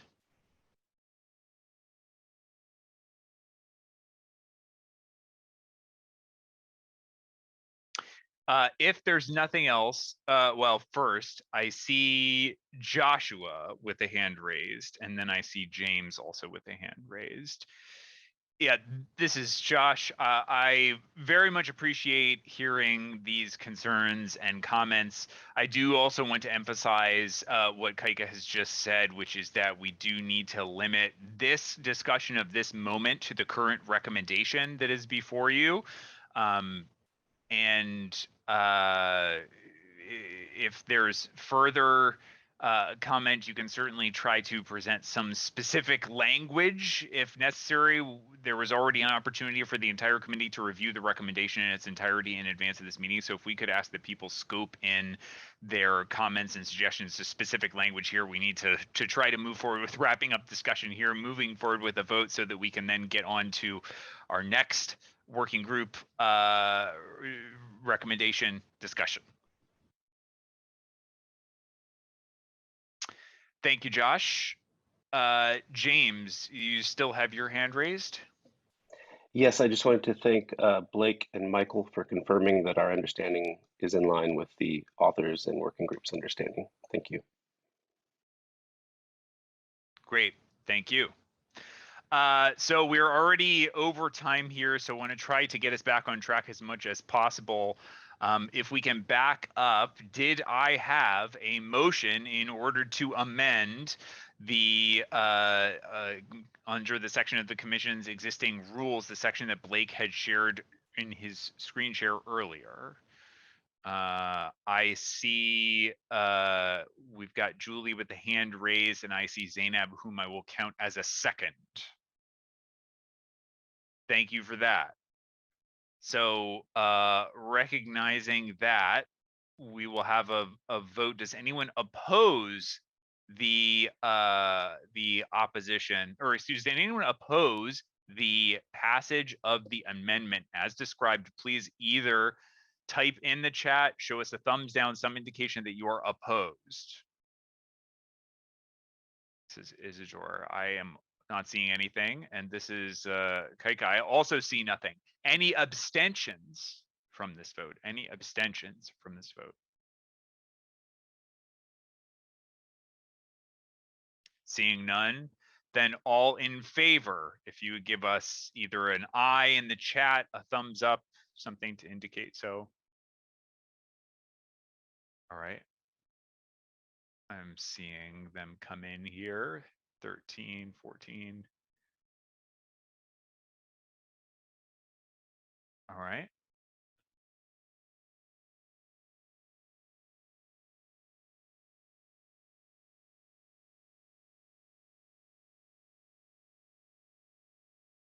All right, so we're getting a lot of thumbs up, some hands raised in favor. We've got our ex officio members who are abstaining, of course, because they don't have votes on the committee.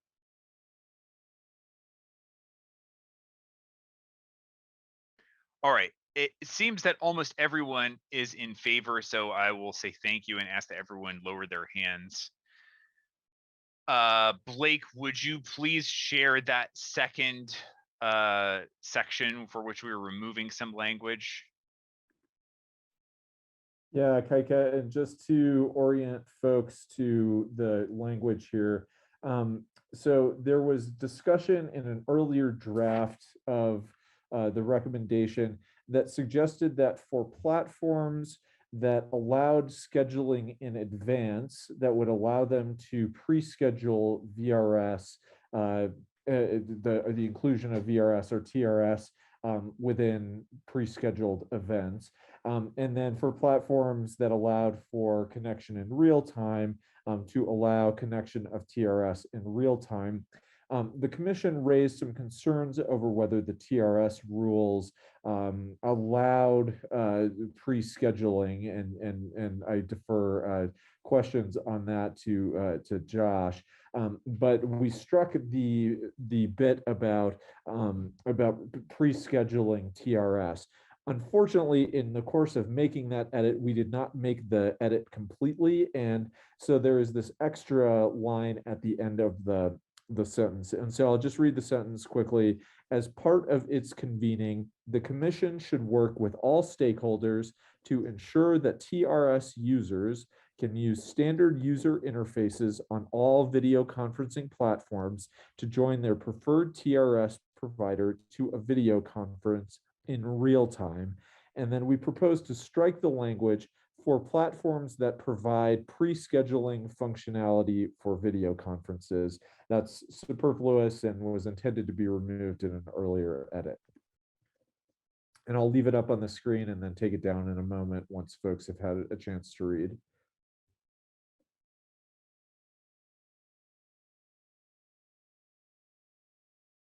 Okay, thank you for that description, Blake, and for sharing your screen there. Do we have a motion to amend as demonstrated to remove that clause? Recognizing Julie Robinson and Zainab as second once more. Thank you. Any discussion? Okay. Anyone opposed, please so indicate now either by nay in the chat or thumbs down via reaction.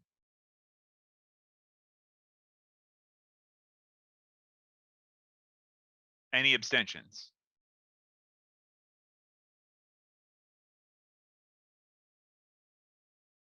All those in favor, please thumbs up or I in the chat, AYEI in the chat. See an abstention, I'm starting to see some ayes come in.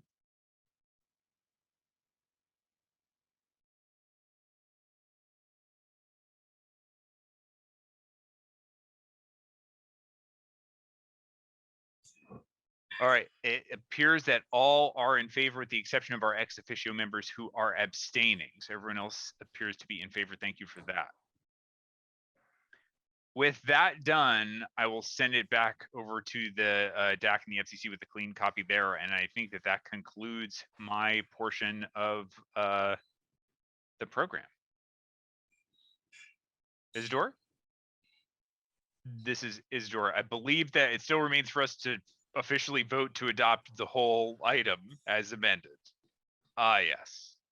Right. Thank you for that reminder. Now we have to vote to approve the entire recommendation in toto as amended. This is Isidore. We'll again need a motion, a second, and then we will call on people in order to provide their vote by organization name only, so we don't have to go through all the names. All right, this is Eric. Do we have a motion to approve? All right, I see Nazra, Travis Doherty. We have a second. Looks like Apple, James. So now, do you want to go through the list for vote, Isidore? Yes. 1 second, let me pull up the list. Well, it's the ACT, the App Association.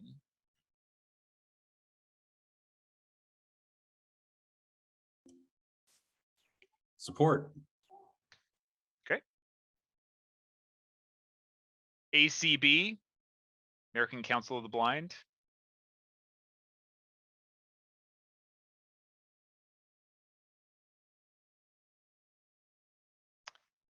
This is ACB, yes. Okay. American Foundation for the Blind. AFB votes yes. Great, thank you. Apple. Apple votes yes. Thank you. The ARC.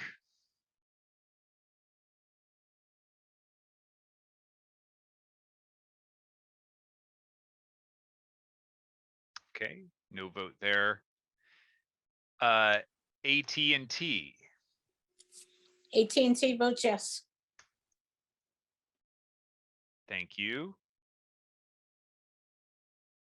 Bridge Multimedia Corporation. Bridge Multimedia votes yes.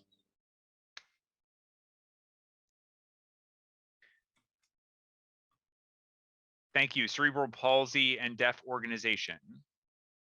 CPADO.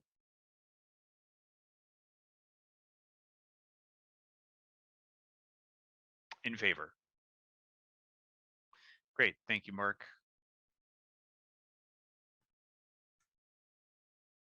Aye.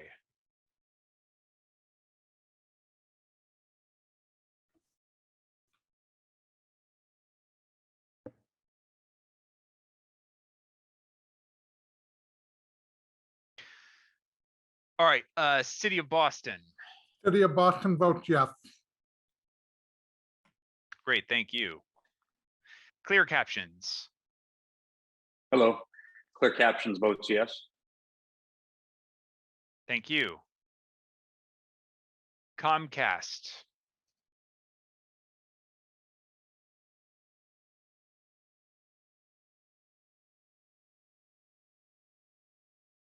Comcast Corporation.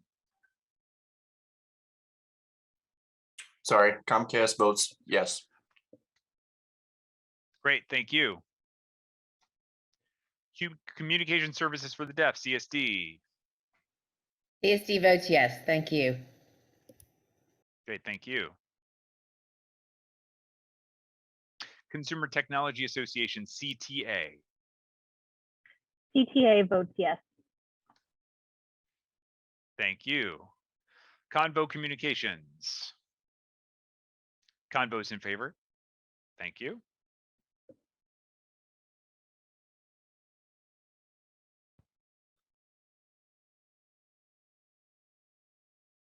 CTIA, the Wireless Association.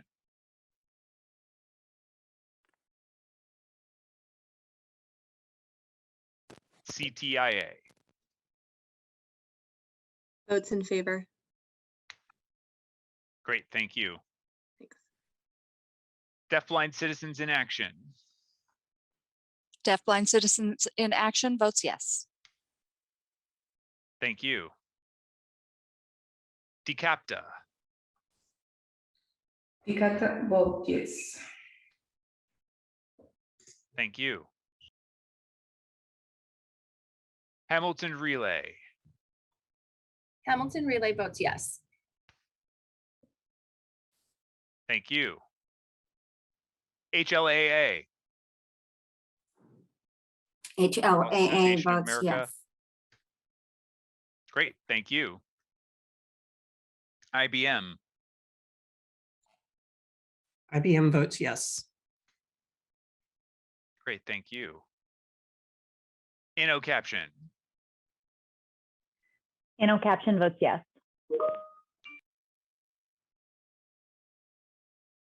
NASRA. NASRA votes yes.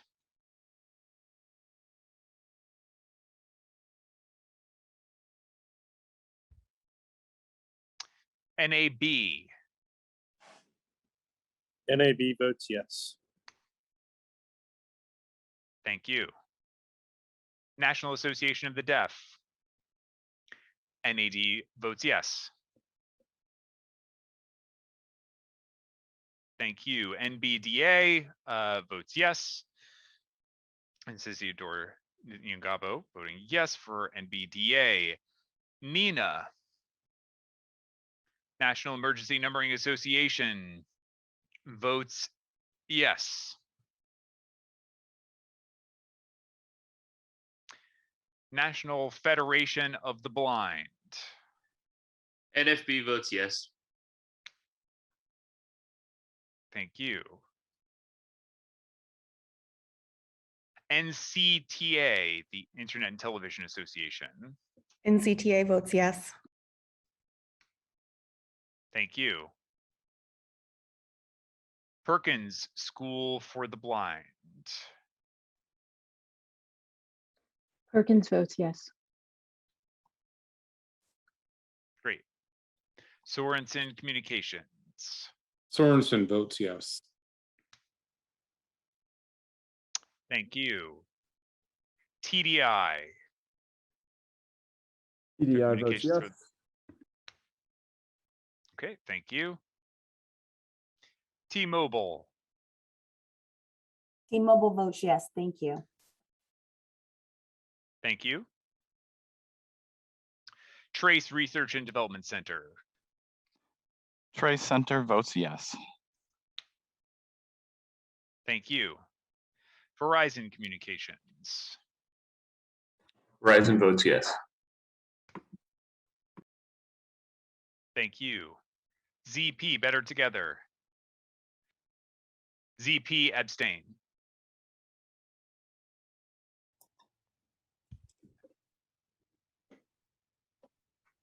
Thank you.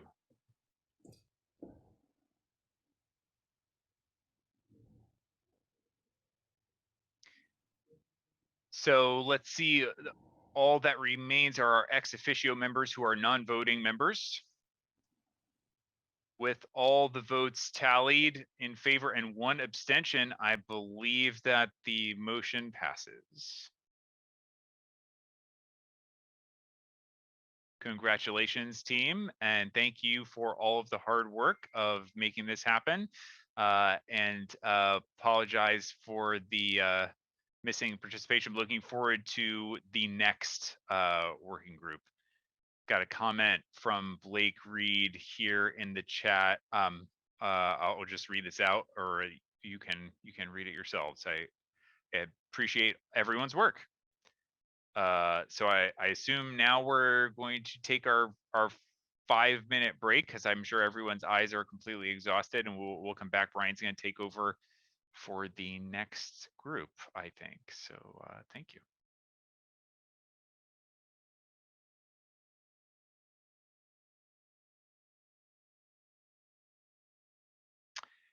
So we'll be back at 3:15.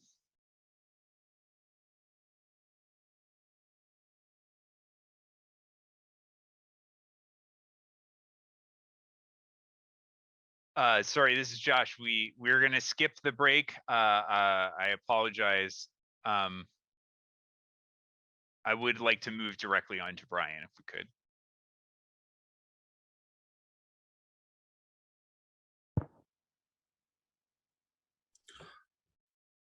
Thank you. Thank you very much for to the working group. Thank you for leading that, Isidore. Next, we are moving on to the next item here. That is a presentation of the report and recommendations of the real-time text deployment in the wireline network working group.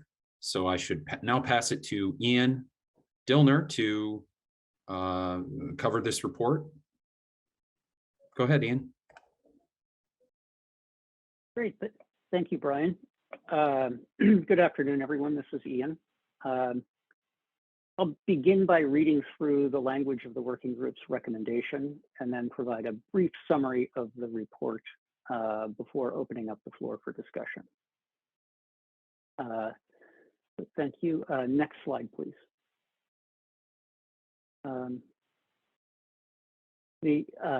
The draft recommendation reads, whereas the real-time text deployment and wireline networks working group of the Disability Advisory Committee was asked to develop recommendations that identify issues and potential accessibility opportunities for deployment of real-time text on Internet Protocol-based wireline networks. Second whereas clause, the wireline RTT working group evaluated these issues, developing the attached report. Now, therefore, it is recommended, number one, recommended that the FCC consider ways to educate. Actually, could you go back a slide? I think we'll get, thank you. Sorry, this is Josh. Sorry about that. Wrong document is being shared here. No, that is the correct document. The screen share person, could you please take that off and then open the correct document? This is Ian. The screen share included the right document. No, he was, it was the previous, it was from the September meeting. Oh. Oh. Yep. Okay. We'll just give a moment to shuffle things around.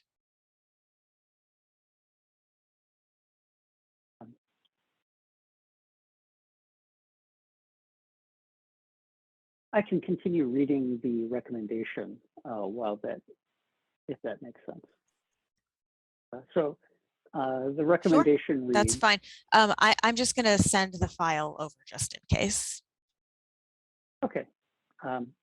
I'll just continue in the meantime. So the recommendation reads, number one, recommended that the FCC consider ways to educate consumers about RTT capabilities to ensure consumers understand that the service is widely available on nearly ubiquitous wireless networks in the US, plus information on how RTT works, its benefits, and its limitations. In addition, as any new RTT functions or capabilities are developed and deployed, for instance, if new standards are adopted and deployed by industry, the FCC should consider ways to ensure consumer education remains up to date. Number 2, recommended that the FCC issue a notice of inquiry considering ways to expand RTT availability that any further FCC exploration of wireline RTT fully evaluate the benefits of RTT on wireline networks, the technical and practical challenges of implementing wireline RTT, and the issues for further consideration detailed in the attached report. So that was a mouthful, but I wanted to read the text of that recommendation. So that concludes the language of the recommendation. I'll now provide a brief summary of the report, and that's consistent with what you see on the screen right now. This report, developed by the Wireline RTT Working Group, discusses issues and potential accessibility opportunities for deployment of real-time text on IP-based wireline networks. In particular, the report considers the benefits of wireline RTT for persons with disabilities, the state of wireline network technology, and challenges to deploying wireline RTT natively. Discusses over-the-top approaches to RTT deployment over wireline facilities, and ongoing RTT standards development. And finally, the report notes that it's not intended to be an exhaustive discussion of these issues and raises additional questions for further consideration regarding deployment of RTT. So that concludes my presentation. Now I'd like to just open this up to the floor for discussion by committee. I think we can stop sharing the slide deck if that's helpful for communications purposes.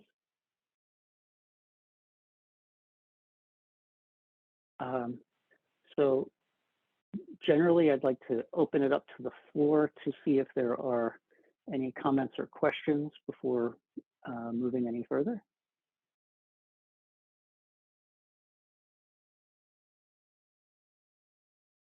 This is Ian. I see no hands raised. Just a reminder, if you have questions or comments. Great. I mean, I want it. I will use it. I will need it. Just yesterday, I didn't know where Merrick was taking me. It turned out he was taking me the right way, but I wasn't sure. So, and I could be sure if I just clicked the button that said, "Where am I?" Great. Thank you. So at this point, I defer to my FCC colleagues. I want to make sure that we, if there is any discussion that needs to take place on this recommendation, that we have that now. But then if there's not, I think the next step would be to make a motion to adopt it. But I don't want to move forward to that stage unless there's agreement that we're ready. First, I see a hand raised from Richard from MENA. Richard, go ahead.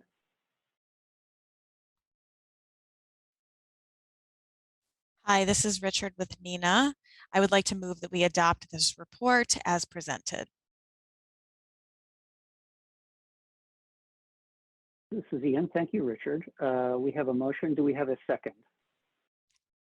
See, Linda has, with AT&T, has seconded in the chat.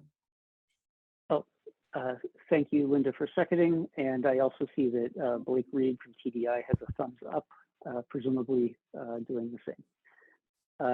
So thank you. So with that, I believe we're ready to have a vote to adopt the recommendation and attached report of the subcommittee. Brian, do you want to run that vote, or am I running that? Happy to do the roll call. I think I'm supposed to do that, Ian, but this is great. Thank you for the presentation. Okay. What Ian said there, FCC staff, if we're not taking the right next step, please do jump in right now. But I believe what I should do next is run through the roll call and everyone can vote. Okay, no one's shouting at me or waving their hands at me. So, okay, that is we have a motion and a second to vote to approve the report and recommendations from the real-time text deployment and the wireline network working group that Ian just presented on. So I can now commence with the roll call and take votes. I guess the first is I think is myself. Yes, it is myself. That's funny. ACT, the App Association, votes to support. Next is ACB, American Council of the Blind.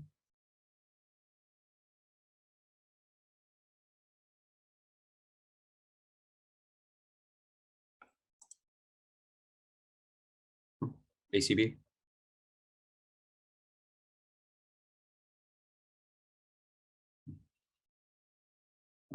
Perhaps we can come back to ACB there. I'll make a note to do that. Next is American Foundation for the Blind. AFB votes yes. Thank you. Apple Inc.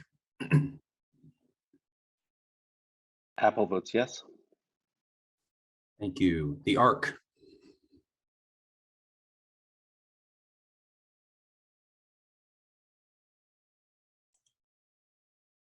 The ARC. Okay, I'll make a note about that. We can make sure to revisit that at the end, but I do see that ACB is raising their hand. Clark. Yes, this is Clark for ACB. ACB votes yes. Wonderful, thank you. I'll return to the ARC at the end to make sure we don't miss them. AT&T. AT&T votes yes. Wonderful, thank you. Bridge Multimedia Corporation. Bridge Multimedia votes yes. Wonderful, thank you. Cerebral Palsy and Deaf Organization.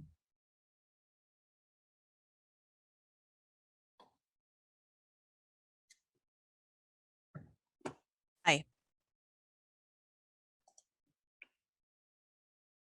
Was that, I apologize, did I miss that? Was that it? A yes vote? That was a Okay. yes. Thank you, wonderful. Apologies. City of Boston. City of Boston votes yes. Thank you. Clear Captions. Aye, Clear Captions votes yes. Great. Comcast Corporation and NBC Universal Media LLC. Comcast votes yes. Great. Communication Services, Communication Service for the Deaf Inc. He votes yes. Great, thanks. Consumer Technology Association. ETA votes yes. Great, thank you. Convo Communications. Convo votes yes. Thank you. CTIA, the Wireless Association. CIA votes yes. Thank you. Deafblind Citizens in Action. Deafblind Citizens in Action votes yes. Great. DeCapta. DeCapta votes yes. Great. Hamilton Relay. Hamilton Relay votes yes. Thanks. Hearing Loss Association of America. HLAA votes yes. Thank you. Mesmo Corporation, InnoCaption. Caption votes yes. Great. NASRA, National Association for State Relay Administration. NASRA votes yes. Great. National Association of Broadcasters. NAB votes yes. Great. National Association of the Deaf. NAD votes yes. Great. NBDA, National Black Deaf Advocates. NBDA votes yes. National Emergency Numbering Association, Nina. National Emergency Numbering Association votes yes. National Federation of the Blind. NFB votes yes. I am seeing a chat here that I skipped over a committee member going alphabetically, and I sincerely apologize for that. IBM, thank you for pointing that out. And again, I am sorry, that was an accident. No problem. IBM votes yes. Thank you. Wonderful. Sorry about that. So that was resuming where we were was Nina, I think. Nina just voted, is that correct? So next would be NFB, National Federation of the Blind. NFB votes yes. Thank you. NCTA, the Internet and Television Association. NCTA votes yes. Great. Perkins School for the Blind. Perkins votes yes. Great. Sorensen Communications. Sorensen votes yes. Great. TDI, Telecommunications for the Deaf and Hard of Hearing. TDI votes yes. Thank you. Wonderful. T-Mobile. T-Mobile votes yes. Thank you. Great. Trace Research and Development Center. The Trace Center votes yes. Great. Verizon Communications. Verizon votes yes. ZP Better Together. ZP votes yes. Great. So what remains are officio federal government representatives who are non-voting members. So I won't read that. The one name that I just wanted to make sure to call one more time was the ARC. Wanted to make sure in case there was a vote. Okay, no problem. I do see Ian has raised your hand. Yeah, thank you, Brian.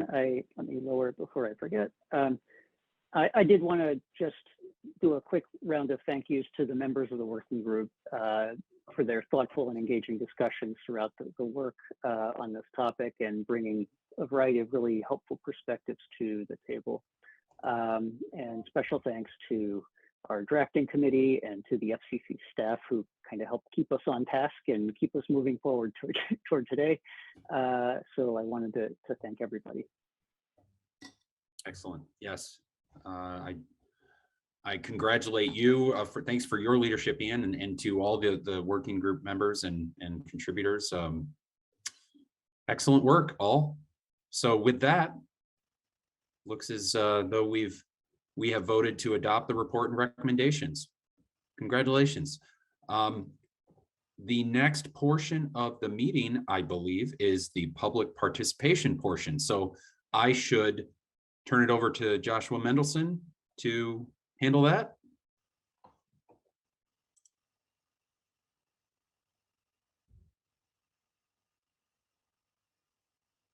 And this is Josh. I want to echo and say again, thank you so much to Ian Dillner as well as Eric Kaika for your guidance and leadership of both working groups respectively, with wonderful results.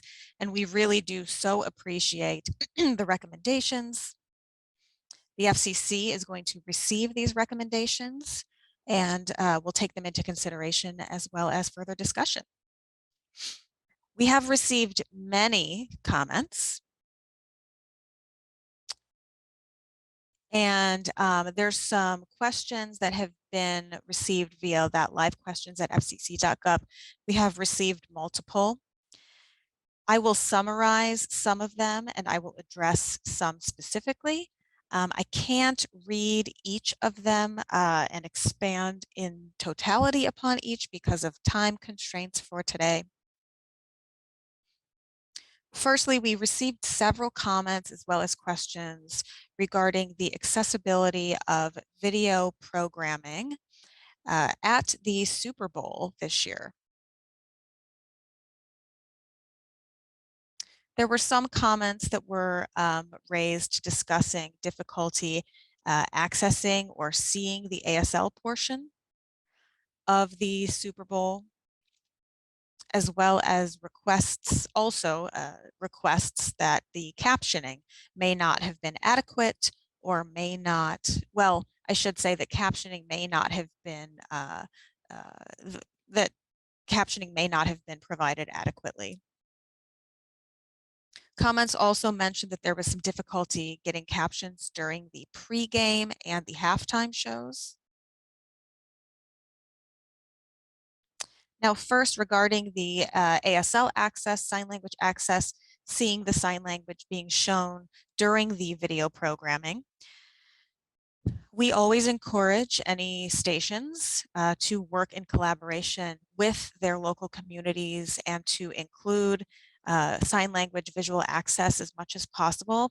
However, our FCC rules do not require ASL to be displayed or included. If you do have further concerns, really the best way to address those is to communicate directly with your local stations involved. Second, regarding captioning for the Super Bowl. Our captioning rules have different rules for television broadcasts versus an internet-based streaming programming. I know that there's some complexities and some nuances there, so I would encourage those to file directly online, and you can go to www.fcc.gov/accessibility complaints.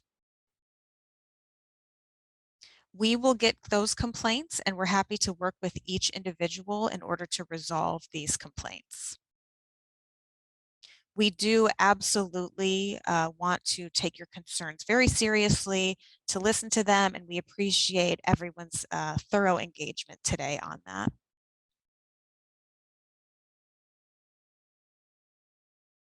We also received a myriad of comments regarding cued speech transliterators and access there, specifically regarding the use of cued language transliterators, CLTs, and that is within the VRS context, Video Relay Service context. Now understand that the FCC does have the Disability Rights Office as a part of the FCC, where we're able to engage and discuss with various stakeholders regarding this issue. So we do absolutely appreciate you all raising these comments, to those of you who have. We've received several complaints regarding, one moment here, video programming accessibility on airlines.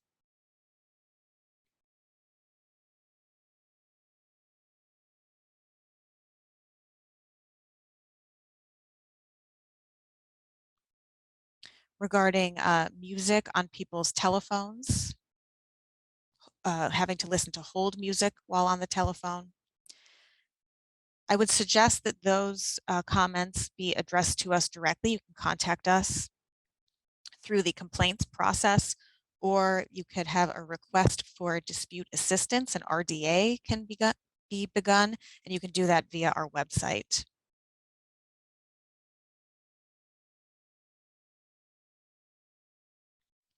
So those are the summaries of the comments.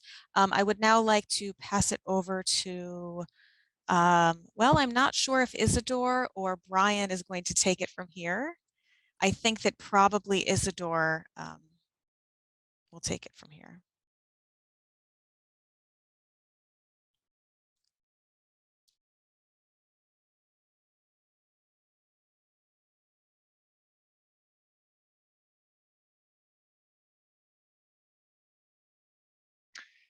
Well, I believe with that, we may have come towards the end of our meeting. I want to thank everyone so much for a very productive day. We will be contacting everyone soon over email as we move to schedule our next DAC meeting. I'll send it over to Brian if you want to share any closing remarks. Sure, thanks Isidore, and thank you to all the committee members, the working group chairs who I think appreciate your leadership there, to the FCC leadership and staff for today's yet another successful Disability Advisory Committee meeting, to our interpreters, everyone. This is great, and I'm just excited and energized by all the great collaboration that we have as a community. I know I'm the last person here standing between us and the end of the meeting, so I don't have a gavel, but I have like a coffee cup and I can bang it on the table and say, thank you all, this meeting is adjourned.